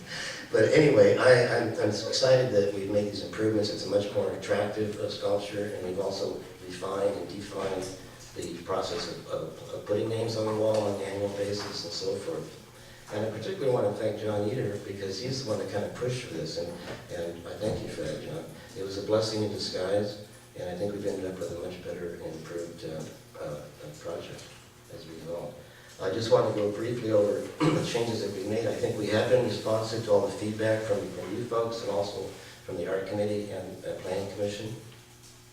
He already mentioned that the Art Committee had concerns about the materials. They felt that it was too cold, and some people commented that it reminded them of tombstone, and they also had some considerations about the design. So we responded to both those things. We changed the materials. And just so you know, it's I felt it was important from the beginning to build this out of granite, because if we make it out of a softer stone, it would be it would be more vulnerable to vandalism and would not hold up as well. But there isn't any, it's very difficult to find granite of any dimension that is not tombstone type granite. So I just happened to serendipitously find this granite at a quarry outside Santa Rosa, and I was thrilled about it. And so we did change the material, and also the piece symbol is going to be stainless steel, which is also a little bit cold, and we're now going to make a cast bronze. I'm excited by the fact that we have a foundry right here in Sebastopol that's going to actually do the casting for it. I was just over there yesterday discussing it with them, and actually talked to them a couple of years ago about it. So, and I think most of you know there's a foundry right by Barlow in the area. So that's kind of exciting too. And then we did consult Mario Uribe. He's the artist in Santa Rosa who built the big fish that goes into the creek trail, and he also designed the Veterans Memorial in Santa Rosa. And of course, our mayor, Patrick Slater, put his architectural eye to it. And he came up with the same idea, which is open up the panels and connect them together with horizontal rock. I think it's a huge improvement. It does let some light through it, doesn't look so massive. And so I thank you for that, Patrick. And then, as far as the location goes, as he mentioned, we had originally set this out on the end of the sidewalk in that location, and Kenyon was very helpful in the matter. We talked to the Public Works Department, and they've agreed to relocate the tree that's in that area and also to level that mound, so we can now push this back into that little park area. It'll be approximately 25 feet inward from there. I think the other thing is that we've been listening to the feedback, and I think that's the main thing I want to communicate, is that we have been responsive. I know some of the members of the council had considerations, and probably the thing we heard the most was, who's going to choose the names every year? How's that all going to work? And so in the process of this being delayed, we were able to go back and redefine and refine the process and tighten it up. And of course, once we have chosen the names, they are going to come back to the city council for final approval, so the city council will have control over this. And if there's somebody on there that you're not comfortable with, or a number of people you're not comfortable with, then we'll remove them and we'll put alternative names forward from that. The second thing that came up, and I think Councilman Egan mentioned this, which is the website. This is a unique project. It's not just an artwork, it's not just a sculpture, there's going to be a website associated with it. And that's like, well, what's that all about? And it's going to be the city's website and so forth. Well, I spoke with the city attorney, Larry McLaughlin, and he assured me that we can put a disclaimer on this website so that it's not an official Sebastopol city website, and that you will not be liable. And we will also fund the hosting of the website, so you won't have any financial liability. A couple people mentioned on the council that they thought it'd be kind of interesting to have a bench associated with it. So fortunately, I found enough of this material that we'll be able to build a bench in the interior out of the same material, which will tie the two things together, the wall and the bench, which is kind of cool. And then also, back to the location for a moment. I know the council members had considerations about putting it in the plaza. It might be a little bit too cluttered there and so forth. So I think this is really a nice improvement to move it into that location. And as a matter of fact, a couple of the council members recommended it and suggested that we try putting it there. And we put the full-scale model there, and it was like, wow, this is very cool. And it actually has more visibility than it would have in the plaza. And speaking of visibility, some people have suggested that we put it in Ives Park or some other location, even right out here. And I've been saying all along that I felt that it was appropriate for it to be in a more visible spot, and then it was appropriate to be in the heart of Sebastopol in order to fulfill its full mission. And this is a multi-layered project, and really I think that there's three major missions for this. And of course, the first mission is to honor those people who have worked for peace and justice through nonviolent resolution of conflict. And that feels really important. But the second part of the mission is to honor them not only by putting their names on this wall, but also honor them by giving them a visible location, but to elevate their status and to not marginalize them, and to take them seriously and listen to the voices of peace. We want to give them the respect and esteem that these people deserve. And thirdly, I think being in this visible location is a wonderful, regular reminder that we need to work on being more peaceful ourselves. This starts with us as individuals. If we can become more peaceful, if we can cultivate peace within ourselves and connect with that peace within ourselves, that can emanate out into the community, it can emanate out into the world itself. As John Lennon said, I was thinking about singing this to you, but I don't know if it's appropriate. Go ahead. All right. All we are saying is give peace a chance. Oh, I don't know all the lyrics, but anyway, that's the main refrain. And what we are saying is not only give peace a chance, but give peace a voice. And I think this project does that. Okay. A couple more points. I know some of you are aware that the owner of the theater is opposed to the project. He has considerations about locating it there. And I just want to respond that I think, and having been a Sebastopol business owner for 30 years, I understand the considerations of business owners. And I certainly wouldn't want to do anything that would jeopardize or reflect negatively on his business. And I think that was an underlying concern. This might somehow reflect poorly or negatively on the theater business. I can't for the life of me think how that would be. I can't think of any way it would be a negative impact on his business. As a matter of fact, I think it would be just the opposite. I think it would enhance the business. And I think people that go to this theater are very conscious about peace and support the process of peace. And also some of the programs that are offered at that theater are very progressive-minded programs. So I think people that go to that theater would be delighted to see this in proximity to the theater. And in conjunction with that, we feel that there is widespread support for this project in Sebastopol. And the question is, how do I know that? Well, first of all, every time we've set this up, there have been people coming by, walking by. One time we put it in the farmer's market. All the comments were positive. People loved it. They thought it was about time, and they congratulated us and thanked us for going forward with this project. But to get a little bit more objective with it, some time back I decided to do an informal survey of the merchants in Sebastopol just to see where they stood with this.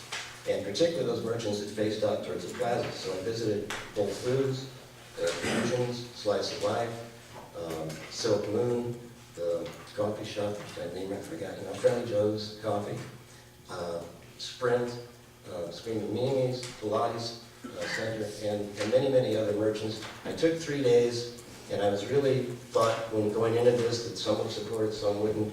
I visited 54 businesses. 54 businesses supported it in this location, in the heart of Sebastopol. I was really quite surprised. I know in your notes it wasn't clear. I just listed the names of the businesses, but I didn't say that they supported it. They all unanimously supported it, which really surprised me and thrilled me.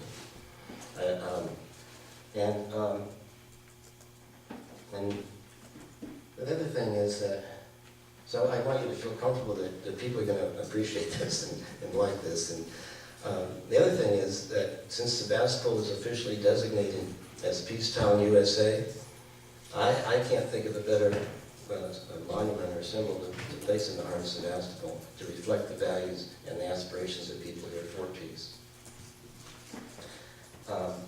This is an immediately accessible and understandable symbol. Everybody knows it's a peace symbol, and it'll let the world know that Sebastopol stands for peace and peace in the world. And finally, in closing, as you probably know, what we've tried to do with this project is to counteract all the violence in our society by coming forward and promoting nonviolent, peaceful resolution of conflict. It's been said that conflict is inevitable, and perhaps it is, but violence is not.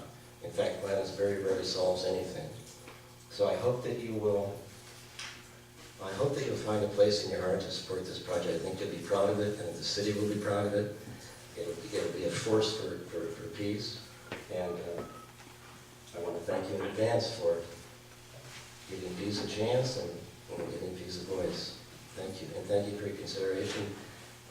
I'd be happy to answer any questions or clarify anything if you have anything that needs to be clarified.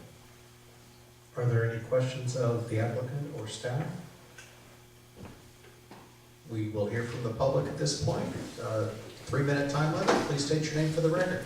Thank you.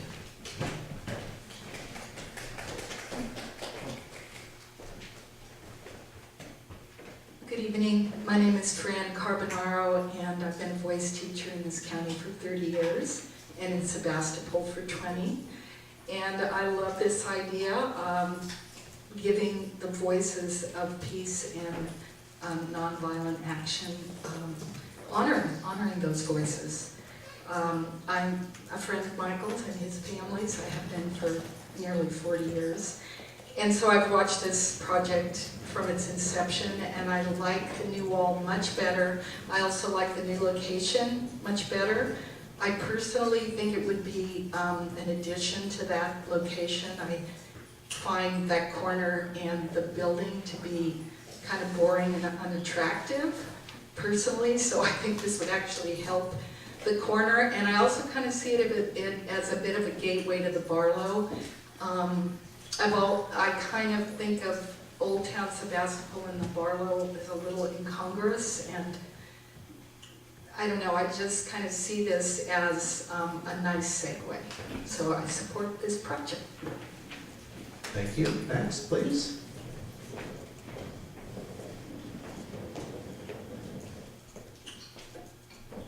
I'm limited in voice, so this will be short. My name is Barry Plonick.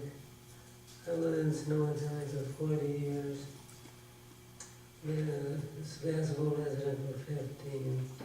Currently now I'm living in Windsor. Other circumstances in my life.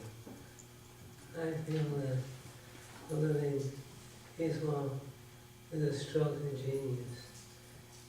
I've been in the peace movement for over 30 years, and this speaks to me.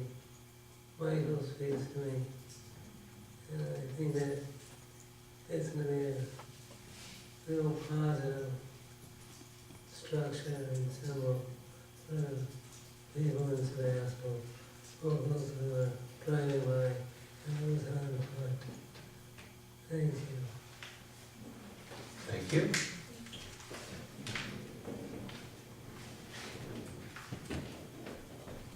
Hello, my name is Tor Strasberg. I've been in Sebastopol since 1989, so 26 years about.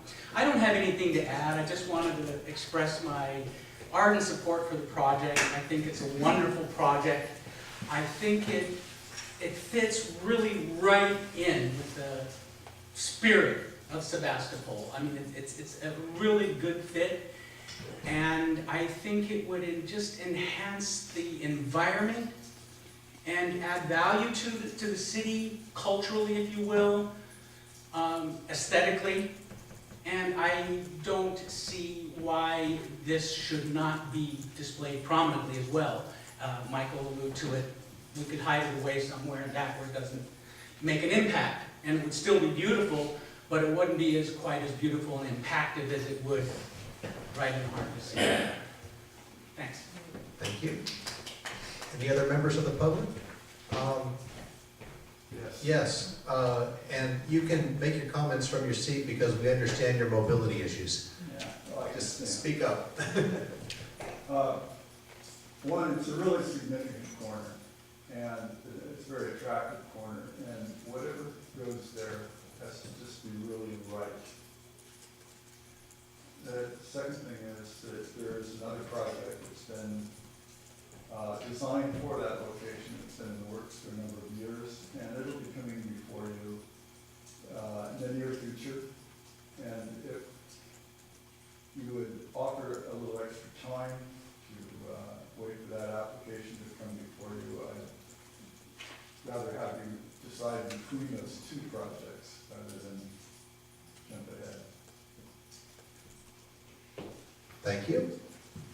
Any other members of the public hiding behind the wall that I can't see? I forgot to ask one question when I was up there. I didn't take 3 minutes. Did I? Too late, sorry.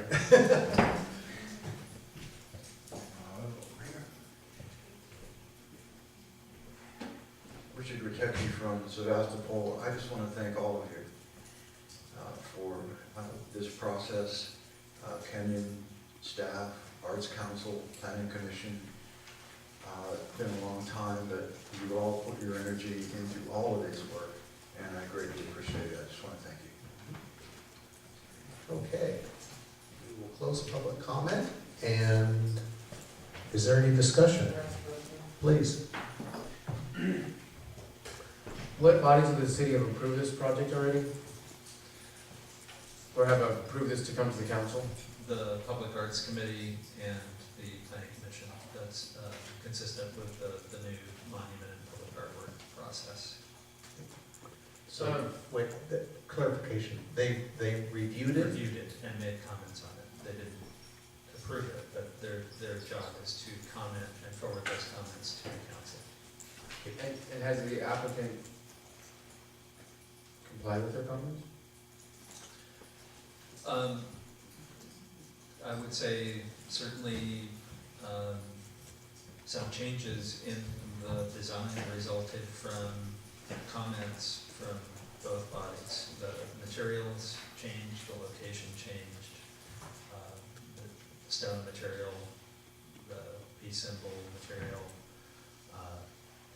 the addition of a bench even, I think, is responsive to some of the comments the Planning Commission had about kind of having a contemplative placement and ability for people to sit with the piece. So, certainly, I think the Public Arts Committee was pretty strongly felt that this location was not appropriate, with one member dissenting. Do we have an alternate location? The applicant hasn't proposed one.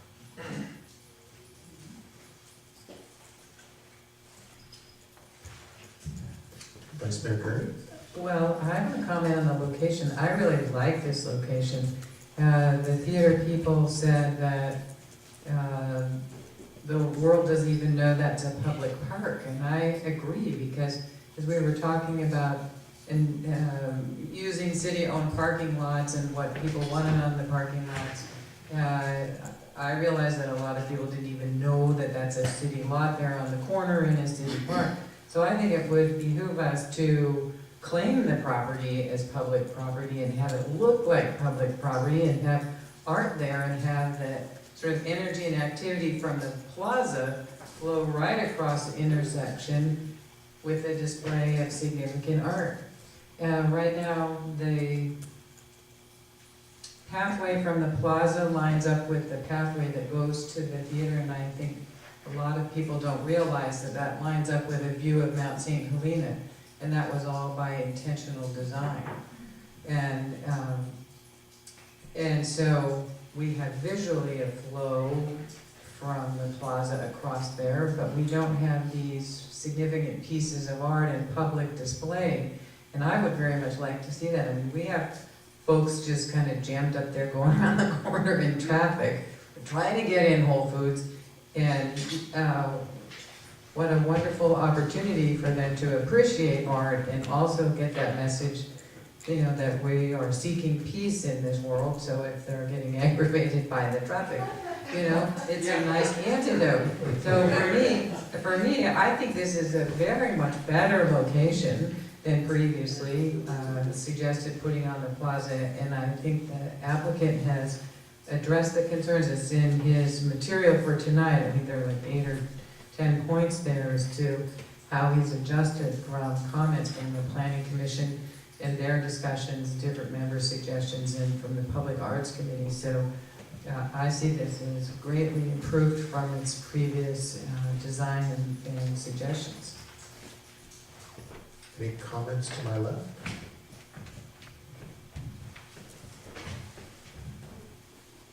Well, I think this is a much improved location also.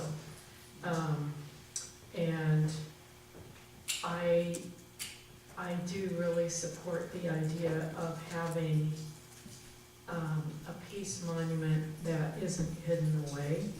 I do like the idea of everybody being reminded of the notion of thinking about peace and honoring people that work towards peace on a daily basis when they drive by, drive by our downtown. Somebody who I guess was not in favor of the project said something about this being just like the ubiquitous veterans memorials that you see in every town. So, like, oh, just another veterans memorial in every town. And well, this is a little different than that. In this town, we're saying we're memorializing people who have worked to work towards peace. And I think that's an important thing for us to think about. And that's not saying anything that is not disrespecting veterans at all. In fact, what peace is about, and people who work towards peace, is trying to save the need for veterans. And probably most people who have been veterans would have been pretty happy if our leadership had been successful at promoting peace before we got into a war. And you look at our history, most wars represent a failure of the diplomatic process. They represent a failure of communication between governments. My parents lived through the Blitz in London. Slept in the subway every day, and my mother had claustrophobia from the rest of her life. She had a hard time going into underground closed spaces. My father was an aerospace engineer. He designed planes that helped win the Battle of Britain. I'm not a pacifist. I think sometimes we do end up having to go to war to prevent somebody that's a problem. Obviously Hitler was one of those people. But I think that we spend so much energy on honoring war heroes that the concept of having something in our face every day saying, yoo-hoo, let's think about also honoring people who work towards peace. And some people who work towards peace are also veterans. I mean, look at who got the Nobel Peace Prize. One of them was Jimmy Carter. He's a veteran.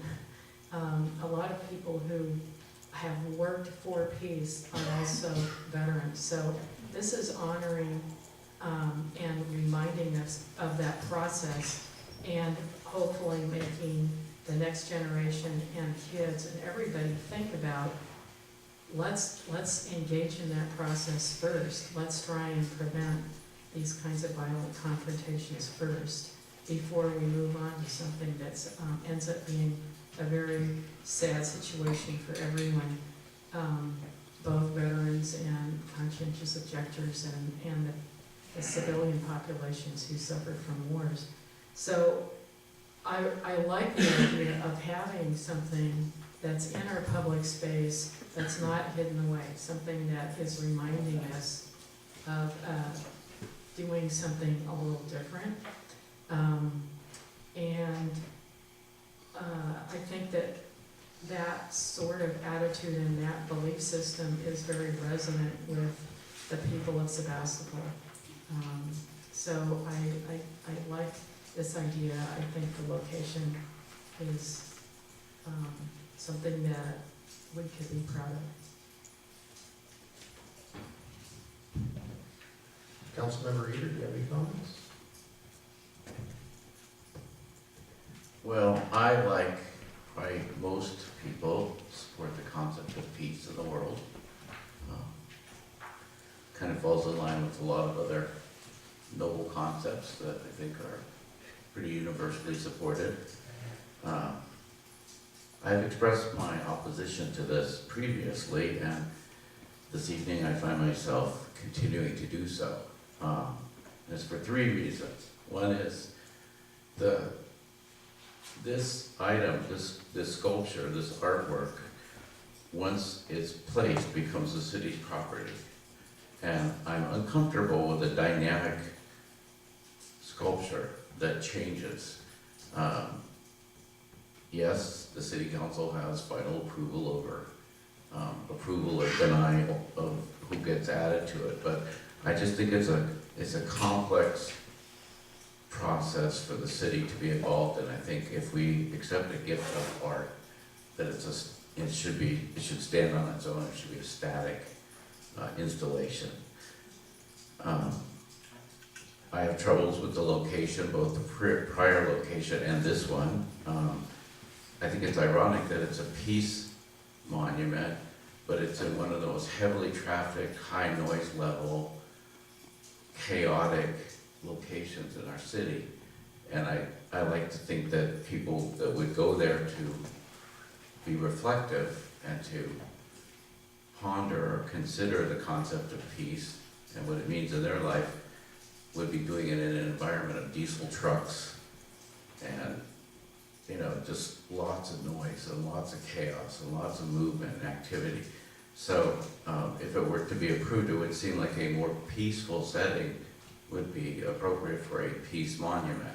We have a peace garden, we have numerous parks, we have it seemed incongruous to put it at one of the main intersections of our town.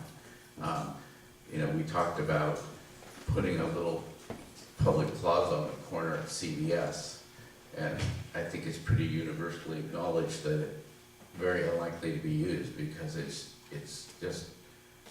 crazy to stand there and listen to all the noise, cars accelerating, and anyway, I think I made that point.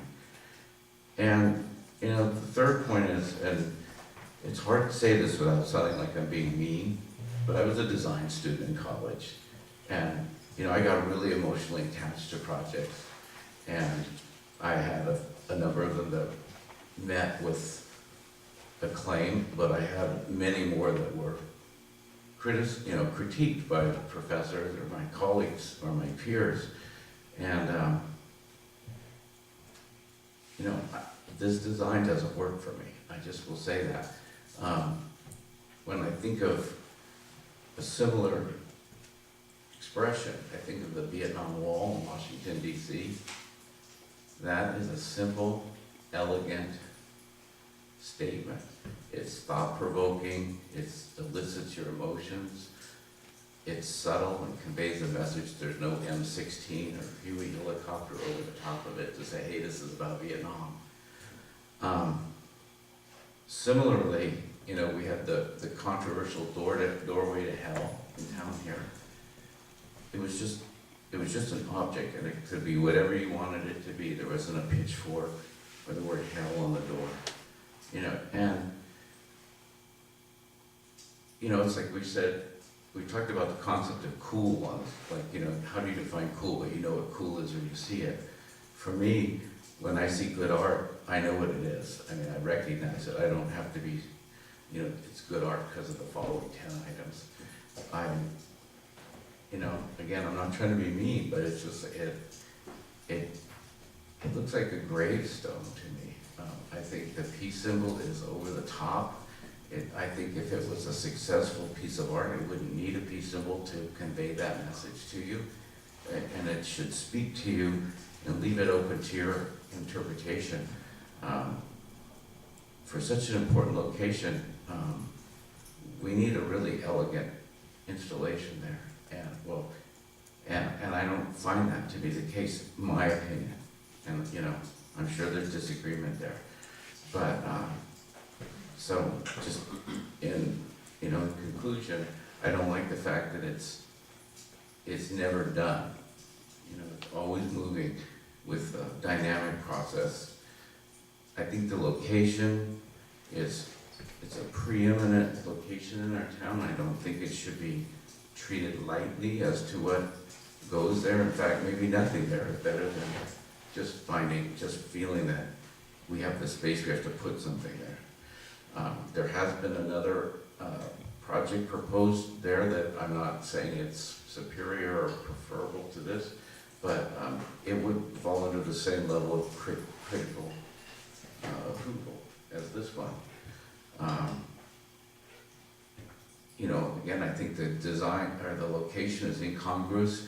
If I want to go contemplate peace, I don't want to do it listening to traffic in the background, bands playing in the park, whatever. And the design, frankly, just doesn't work for me on a personal level. So it's hard for me to support it.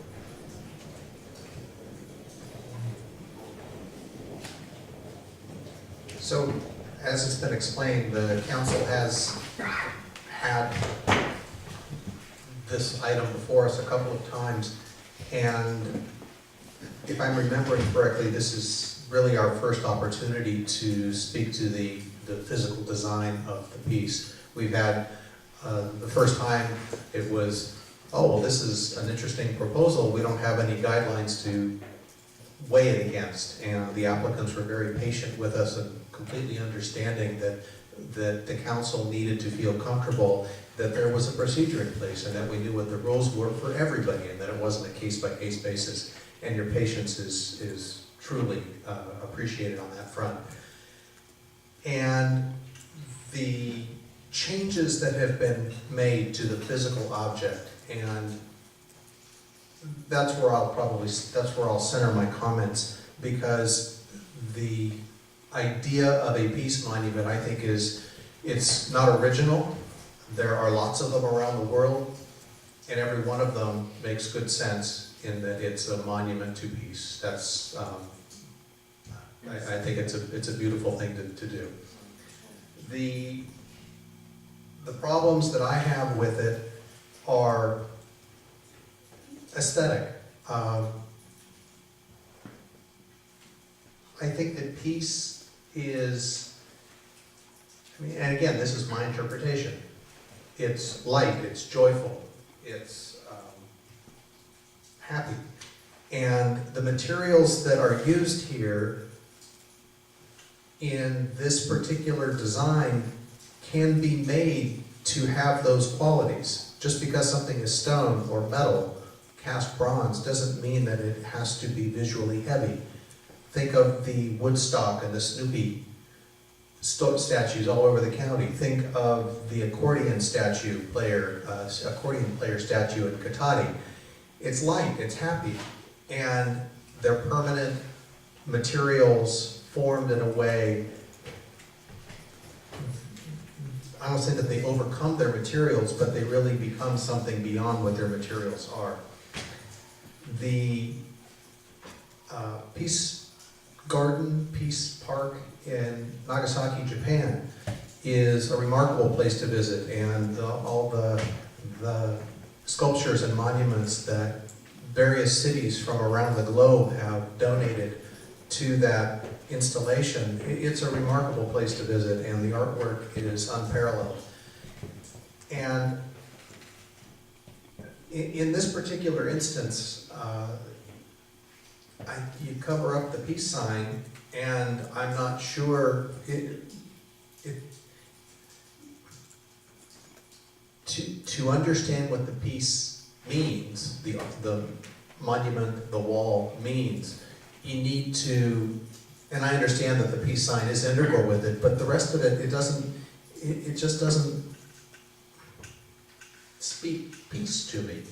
The physical size of this object it's 13 by 6. So it's from the back wall, halfway up, and it's 6 feet tall. So, it's as tall as a man.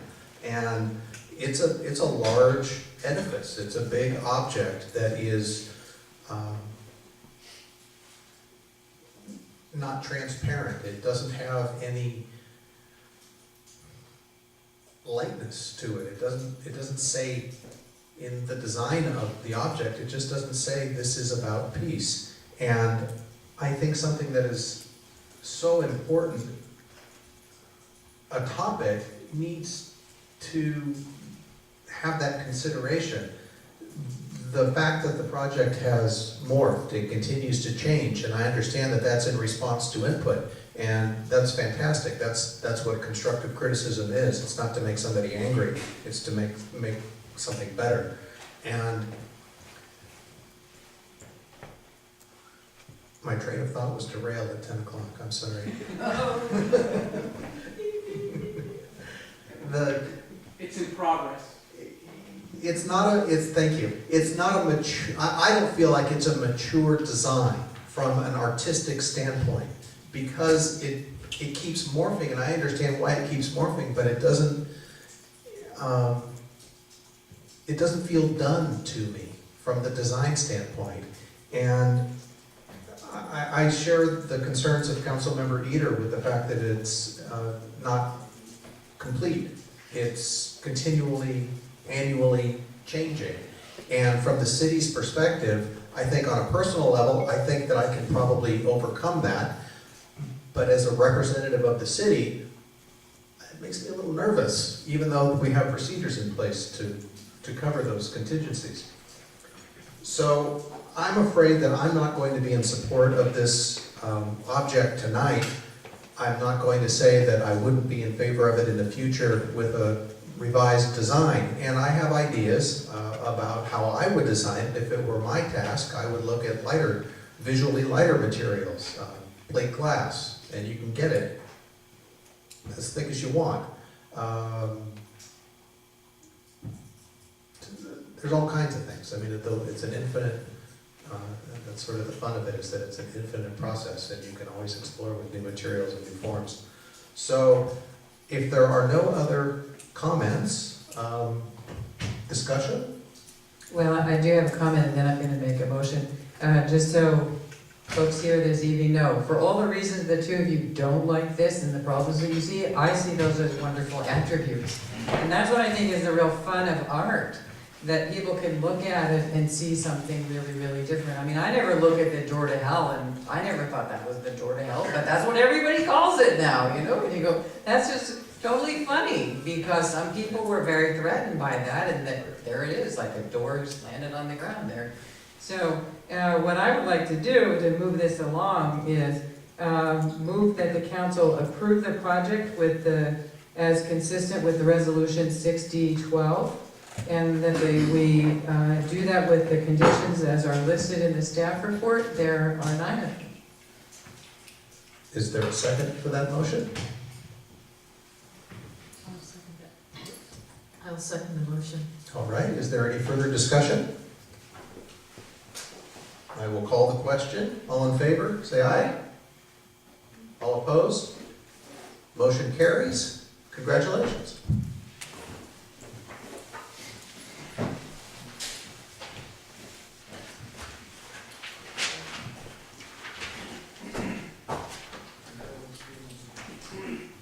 Okay. 10 o'clock. If staff may remind me, is it 10 or 10:30 to start a new item? 10:30? All right, then we'll get to keep motoring.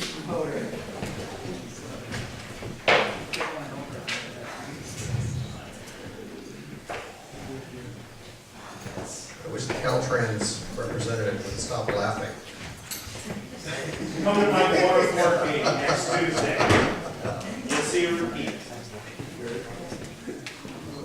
Okay, we have level of service report. And I was looking forward to Jonathan presenting this, but in lieu of Jonathan, we'll have Kenyon present it. I'll try to zip through just a few of the highlights that are presented in the report.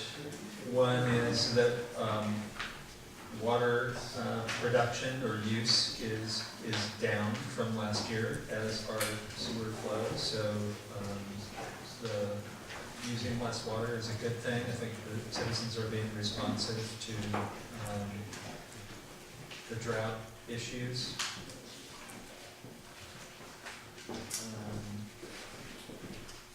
Another interesting statistic is relates to fire calls.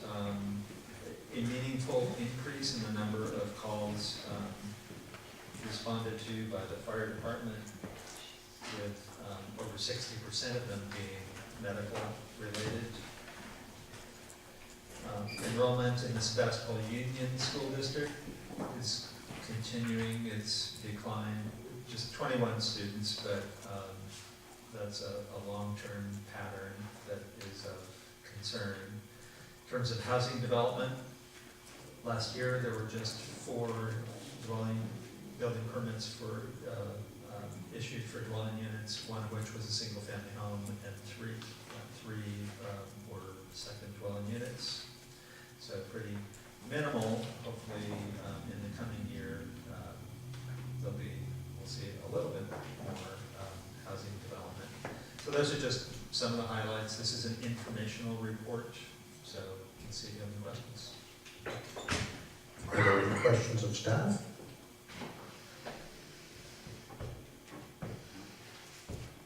Councilman Glass? I just had a question. Thank you. Better actually, everybody's probably gonna kill me if I say anything that takes any length of time, because everyone would like to leave. But I just wanted to make a comment on, in reading the level of service about sewer capacity. And so there was a comment in here about that being limiting our growth potential, and I wondered how much more capacity do we have? There is a number in the report. Maybe I'm sorry. I thought it was. Take that Yeah, one. yeah, you've got it on the. If you look at page 5 of the attachment, that is the statistical report that I do that part of it. It gives you wastewater treatment capacity, and that's our limitation, is in our treatment capacity. Right. So we do this kind of, it's kind of we do the calculation the same way every year, and the calculation indicates how many more single-family homes, home equivalents could be built with the remaining sewer treatment capacity. And this year it's like 2,165 additional single-family dwelling equivalents. Okay. It fluctuates a little bit because sewer use goes up some years and goes down other years, but it's been generally hovering around that number. We have about 40% of our treatment capacity left. Lots. Lots. Okay, and I just also wanted to note that there's quite a number of things in here that are talking about, current capacity, or this is what our infrastructure looks like now. Oh, and by the way, it's aging terribly, just like the rest of us.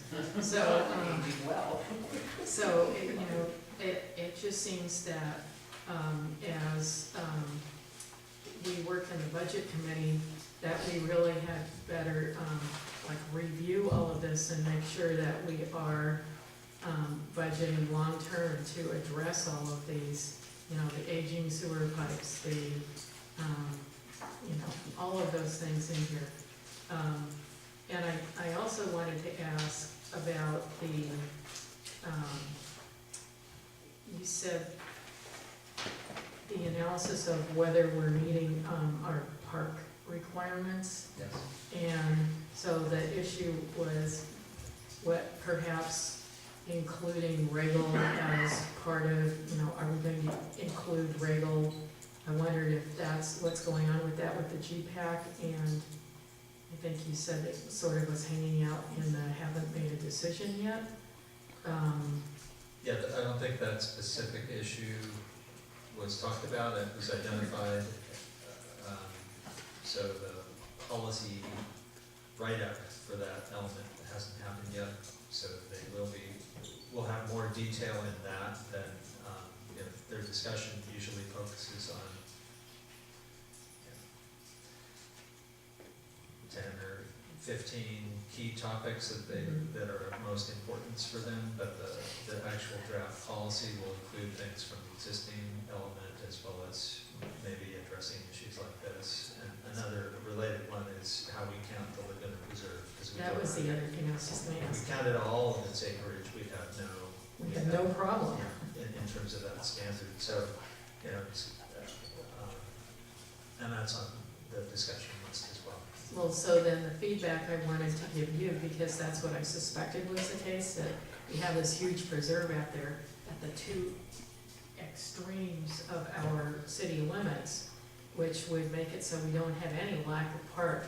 But maybe, you know, as the GPAC proceeds, we need to think about something that talks about distribution of that park land as well, and maybe that needs to be something that's in the general plan. Yeah, and it is in the general plan now, calling for like a South Sebastopol park, and I expect that there will probably be, that will be likely identified as a, you know, a need or objective for the future. Okay, thanks. Any other questions? Any comments? I just want to say one more thing, and that's, thanks so much for the report. I find this like extremely useful as a data person. You know, this is like, oh, goody, lots of data here. Any comments from the public? On the level of service report? Please come forward, state your name for the record. There's a 3-minute time limit. I'm Paul Fritz, 437 High Street. I wasn't really planning on talking about this, but just something Kenyon said made it pop into my head, and that has to do with the school district enrollment, the decrease in the school district enrollment. And I know you all know that I've been very interested in the charter school new site, and one of the things that I feel as part of that whole process has never really been fully explored is, you know, really meaningful dialogue between all the different school boards, you know, different schools we have in our community. And the fact that the Sebastopol School District student population keeps declining. I'm sure there are empty classrooms in Sebastopol, and the Sebastopol Charter School is proposing to build another, you know, 280 student school campus. And it doesn't make a lot of sense just from a, you know, space, use, facilities kind of standpoint. And I know the school district is a whole separate entity, the charter school district, they're all separate entities. But if there was any possible way to have some kind of mediator, you know, bring them together, and I don't know if the city can in any way encourage that to happen, but it just seems like an opportunity for, you know, a dialogue about how are we going to house our students over the next however many years, as we see, you know, I think I saw something like in 1994, there were like 1,400 kids in this Sebastopol school district, and now there's, including the charter school and Sunridge and the REACH program, I don't think there's 1,000, maybe a little bit more. So there's maybe 300 or 400 empty desks in the city. So anyway, just throwing that out there. I'm happy to help in any way possible, but just something I was thinking of those things. Thanks. Thank you. Okay, we'll close public comment. Any further comments or discussion? I do have a few remarks. First, to Paul, I want you to know that I did reach out to Bob Baroche and Chris Topham about their relocation, and I suggested to them as an individual council member, I would be very supportive of their negotiating a deal for the Pinecrest site. And then I felt our community would live with the traffic because we're used to traffic, school traffic going to the school site. It'd be a perfect place for them. And I think there is room for the people who are presently there to go elsewhere in town in other public buildings. So I think there's a deal to be made, and I think they're so already overcommitted to that other place. That's unfortunate. So we keep working on it. I really appreciate the report. I've seen these for several years, and I'm always very impressed with how much our staff delivers to the public in terms of service and the high quality of that service. When we see how many of our standards are met, I mean, there's some funky ones like with parks, and that's just really an arbitrary boundary issue more than, and a community would see it differently. So I think we do really, really well. The water statistics are encouraging to our community, I think, and we have to all remember that even though it rained today, we're still in a drought and we still need to be conserving. What I'm impressed with from a council level is that as a council and a city staff and the community, we're much more ambitious than you would think from the report, and we have budget constraints that might not allow us to satisfy all our ambitions. I know there's a lot of work to do, and the budget subcommittee is going to be prioritizing for us in a preliminary way the allocations of our revenue. And I think one of the big considerations we need to discuss is how can we get from where we are with almost a very constrained level of service to where we want to be. Is that going to be a higher population with more housing, smaller housing downtown? Is that going to be recruiting businesses that our community will support financially so they're long-term successful businesses that provide us revenue? This is sort of I think a launching pad for the future conversation that we're going to get into when we are looking at the budget as well.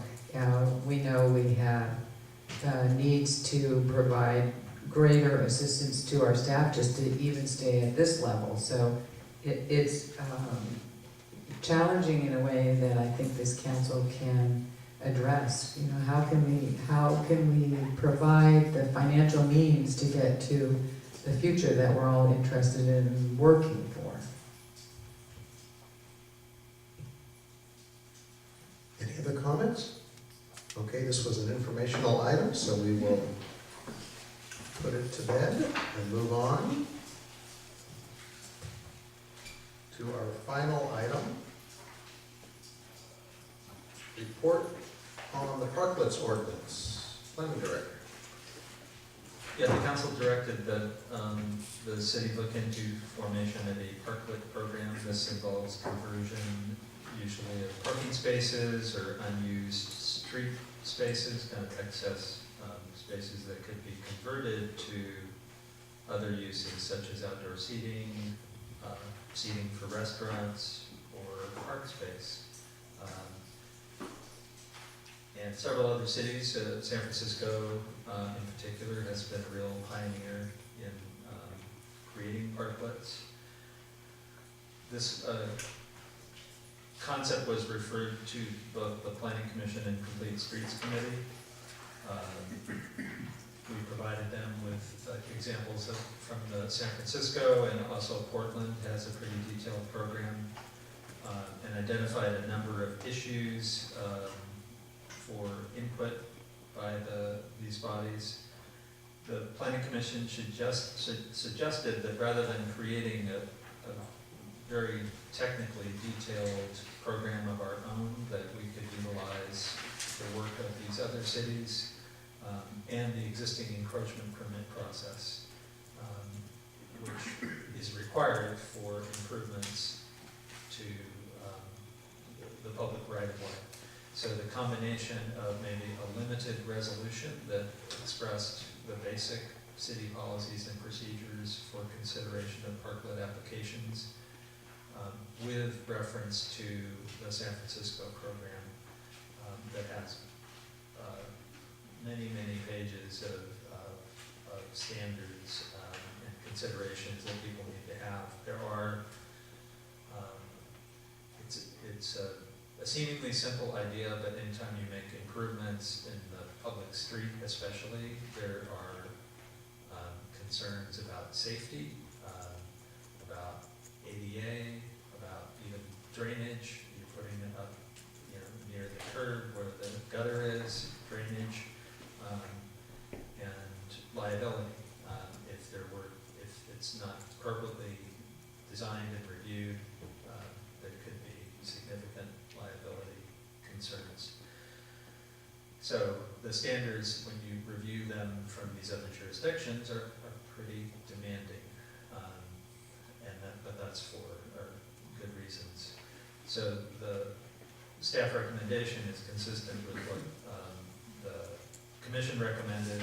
Complete Streets concurred with this approach as well, to use the encroachment permit process and to refer to the kind of technical standards of the San Francisco program with an expression through a resolution of the basic key policy elements, and those are outlined in the recommendation section of the staff report.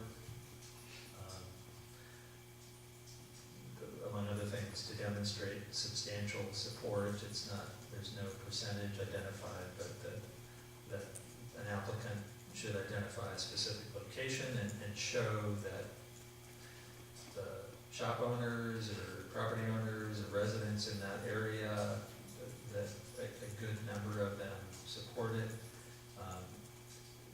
Preliminarily, that not more than 2 parking spaces in any block be utilized for this purpose, because throughout the city there are concerns about parking, and it seems likely that not everybody on a particular block would agree with this program altogether, but especially if multiple spaces were converted, and that there be a limited term for these approvals, which is what these other cities do. So that's the basic approach. We're here tonight to just see if this seems to be on the right track, if this approach is something the council wants to support. So the list of 10 items, a number of, most of them, you're asking for fairly specific input about those 10 items, or? Well, the recommendations are our suggestions for the basic parameters, but those are, the 10 items are some considerations. You know, one of them, and there are, I believe in San Francisco, I think it's a requirement that they be public spaces, parklets. Whereas in Portland, they can be either private, like a outdoor seating for a restaurant, or public spaces. So that is one key question. You know, what should these spaces be? Could they be restricted to patrons of a restaurant? That, you know, in Sebastopol on Main Street, we don't have wide enough sidewalks for much in the way of outdoor seating. This could be an opportunity to have that for some establishments. On the other hand, you know, in some jurisdictions, the philosophy is these really should be public spaces entirely, open to anyone. So that's one key question. So yeah, input on any of these criteria or elements Okay. is welcome. Are there any questions? Any? Oh, Councilmember Glass? I just wanted to make one comment about that, you know, limiting it to 2 in one block. I think maybe it needs to be 1 in one block. And I just got an earful from somebody the other day about parklets in San Francisco. And, you know, as we're seeing more parking issues here in Sebastopol, it's really a huge concern at the merchants. So on the one hand, I think some merchants are liking the idea because they can, you know, spread out their space, but on the other hand, the guy next door may not be that happy. So, you know, it seems to me launching into two in one block immediately might be a little overkill, and let's see how it works with one, rather than, you know, maybe it needs to be more pilot-ish program, as opposed to, let's go into this with both feet until we find out how it works for our downtown core. Thank you for that question. No. Okay, well, I'm reserving my comments for after the Yeah. public. Any members of the public wish to speak on this item? Seeing none?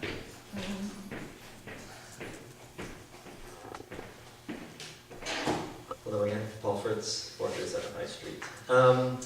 So just a couple comments. I'm here partly to represent the core project. We've been advocating for parklets. We did a presentation, in the fall about possibility of parklets in Sebastopol, and we're still very enthusiastic and would encourage moving forward with the adoption of an ordinance to allow it to happen. Just a couple of specific comments first, in terms of the number per block. I wonder if it should be more thought of as like a number per, every 200 feet or 300 feet or something like that, just because, McKinley to Bodega is a fairly large block. Bodega to Burnett is a really small block. Burnett to, there's kind of a wide variety of block sizes. Some that might be more applicable to have a distance or something like that, number of feet. Whether it's one or two, I'm not sure, but maybe that's a way to think about that. And I think I kind of like personally just the idea of it being a public space. I like the San Francisco idea where you can have some seating out there. Restaurants you can eat out there if you want, but you can't have like a table service kind of staff. You can get your food in and take it out kind of thing. But then just again generally just supportive of the idea. I think you all probably know that we are working on parking day this year as kind of the trial version of this, to see what potential issues are, how do we go about getting an encroachment permit for something like this. Again, just for that one day, and we've been talking with Sue and Kenyon about that a little bit, and we're going to hold sort of an informational meeting and discussion with businesses that we have expressed interest to us of participating in that event. I think we have 4 or 5 at the moment. I know Repose is very interested, the bike shop, Gypsy, or a few that we know have expressed interest. So working with them, and we sort of put out a call to different groups to see, the Downtown Association and the Chamber, to see if there's other places, not just downtown necessarily, other places in town that might be able to participate that day. But the idea would be to get everyone who's interested, figure out where the spots would be. Obviously that's going to be important for the encroachment permit for that day, and what the designs potentially are, and then move forward with that process. So just to let you know that's kind of what we're working on, and appreciate having the staff time to help us sort of sort this out, and hopefully be bringing the encroachment permit application, whatever that is, however that works, hopefully soon. And I'm happy to answer any questions or have a conversation if that's possible at some point. Thanks. Okay.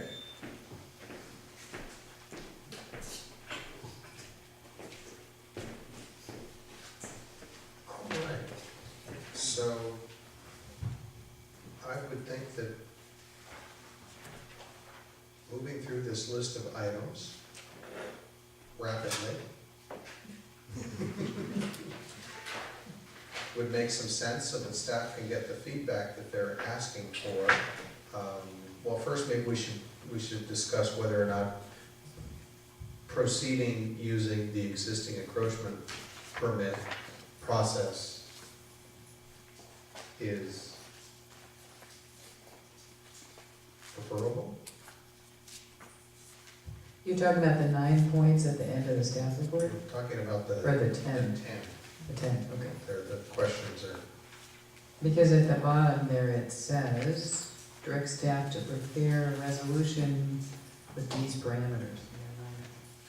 If you want to advance the discussion. Sure. So of those 9, the one I want to talk about is number 6, is it public or private space? Mhm. You want me to do Sure, that now, go or do ahead. you want to go 1 through 9? Go ahead. Okay, for me, especially with the new ordinance, I think it's really important that public space remain public space. If this is a public roadway and we're converting a public parking place, I would like the public parklet to be used for our community purpose. And I think that's a very popular notion. I mean, for me, this is for the community to hang out downtown and have places to be and room on the sidewalk. It's not for a business to have table service so they can make more money. I think it's going to provide a lot of foot traffic and enhance businesses. That's what they've seen statistically in San Francisco. So I'm not worried about saying that at all. But to me, it's public, it stays public. And if it's gonna be a parklet, that means it's there for community recreation and enjoyment, not profit. I'm in agreement with that as well. The idea of a private rented or leased space for a private enterprise, I think that has its place in a larger city. I just don't know that we're gonna have the numbers of, or opportunities for enough to be able to offer a privately rented or leased space. If we were a little bigger, I think that starts to make a little bit more sense. Private, public? I'm all for public, but now in my contrarian nature, now I have to ask a question. Now that I made comments, so you have to switch back to question. And I'm wondering, since probably this will be utilized on our roads that are governed by Caltrans. So just bringing it up, Sue's best friends, do we foresee being, has this been done with Caltrans anywhere on the planet? I'm not sure that Caltrans has issued permits for these, but they are aware of them. I have talked, I made contact with a person down there who I met recently, and she directed me to a couple of different departments and said, these are the people that you need to work with. So we've gotten that far. She said, we're aware of them. There's one right down the street on one of those streets in Oakland that's nearby. It's not a state highway, however. So I don't, I expect that it would have to be something that passed muster with the Caltrans design department and the traffic safety department in order for a permit to be issued. So it would be not unlike most of the projects that we do on a state highway. It would have to go through that level of review, and it is time consuming. But they didn't just say, no way, don't even ask. So I think it's we might be blazing a trail here with something that they haven't got experience with, and that means that the first time around might be difficult. But at some point, we've done it with other projects in Sebastopol, and now these things are standard all over the state. So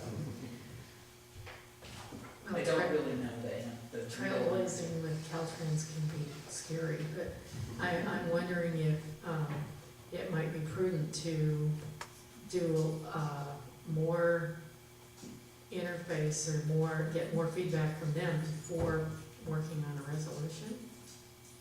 Or is, well, we have to have something to take to them. yeah, something to take to them, okay. That's the, we're Okay. kind of chicken and egg situation. Yeah, right, I think we want to keep in mind too that we have other roads that are Caltrans highways that are very near the Caltrans road. So when the the parking day exhibit was put near the charter school, just as an example, that was really nice. That was a great location. It was like 1 or 2 parking places in from the Caltrans road, but there was a gathering spot. It worked really well. It wouldn't satisfy Nick, the bike store on South Main, but it was He had fun his- for the community. He had his turn with it. You know? Councilmember Eater on the public-private Yeah, I support public. Okay.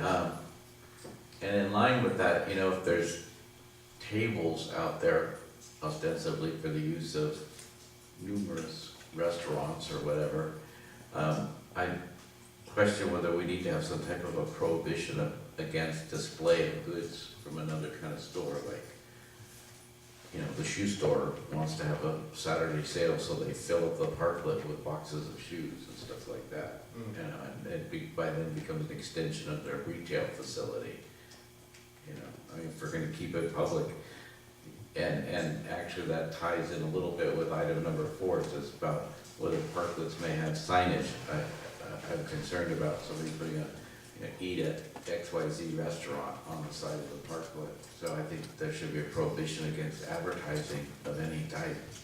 Well, I think that having a statement about no commerce, just a blanket statement about not allowing any commerce of any type. Yeah, you might run into a problem if, you know, like XYZ Cafe provides the tables and chairs, they might have a sense of entitlement to, like, we spent the money to develop this thing and now ABC restaurant down the block is sending all the people up there to eat at it, you know. Yeah, well, the application package, certainly from San Francisco, I believe it was also in the Portland one. Those things they do talk about them at some level, so. Yeah, but just, using it's those as just models. about no signage and no retail activities. Mhm. I agree. Okay. Are there any other specific issues with the first list of 1 through 10 that anybody wants to address? Okay. I think the recommendation from staff is a good idea, and with the additional comments that we've made, I have one other comment. please. Who handles the insurance on these? So there's people sitting in a parklet and gets hit by a dump truck. Who's on the hook for the liability insurance? The person or persons who obtain the encroachment permit have to indemnify the city. Do we have an established amount? Well, we'd have to look at it. Different projects with different liability exposure are, you know, required to put up different levels of insurance coverage. And I think it's something that we need to might need to run by REMIF and make sure that our requirement is in line with what they're willing to, you know, with their expectations, I guess, is that's where I could put. And I don't know, I'm not sure. I mean, I know, you know, on smaller jobs, we've gone with lower liability limits, and larger jobs, larger ones. Having just attended the REMA board meeting last week, they're working on finding additional coverage for different types of events, and this could qualify. We could look into that. It turns out that they really weren't completely aware that a number of cities have somewhat unusual events going on, rodeos, or whatever we call them. Things that happen periodically that aren't done in every city, and they're seeking an event-by-event type of insurance for that, so it could be that this would qualify. Well, I'm a little unclear what REMIF's involvement is. It would seem to me if somebody wanted to put a parklet in, maybe they have their own business insurance, they would get a $5 million policy through their current carrier. Would they then just list the city as additionally insured? Yes. Well, not just list the city as additionally insured. But what I'm getting at It's a little is more where, complicated than that. in that chain of responsibility, where are the REMIF's role? They establish the insurance requirements that we use. Okay, so it's not, they would never come into play as a payee. No, but they set insurance requirements for their members I see. that we're all expected to adhere to. But this new plan is supposed to take the place of the applicant supplying the insurance. Well, I don't know And- anything about it. Yeah, that's what I said, this is a brand new thing.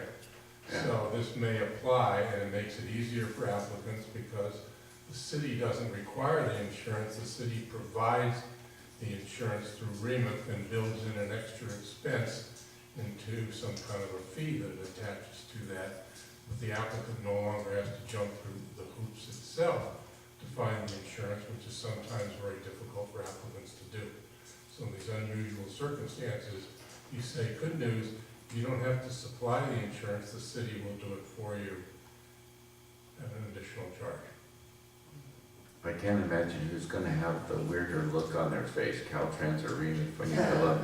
You wanna put a platform in the state highway so people can eat on it. That, I just thought of another city that may have already worked this up that could be a helpful example, Nevada City. So they have 2 streets that are their main downtown, old downtown, and they have a number of parklets.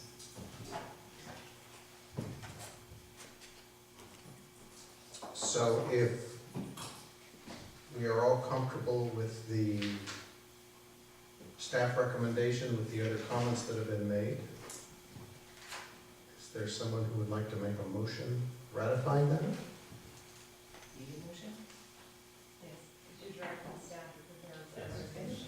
Then I would move that we direct staff to prepare a resolution establishing a parklets program with the parameters of the 9 points in the staff memo and discussion points of this evening. Is there a second? A second. Is there any further discussion? All in favor, say aye. No opposed? 4-0.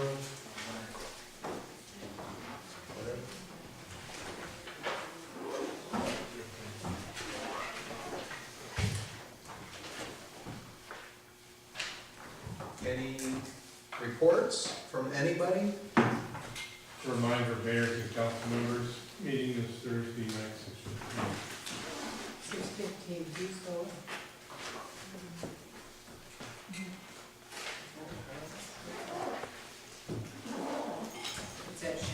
Council reports, committees, subcommittees, communications, future dates are noted. Good night.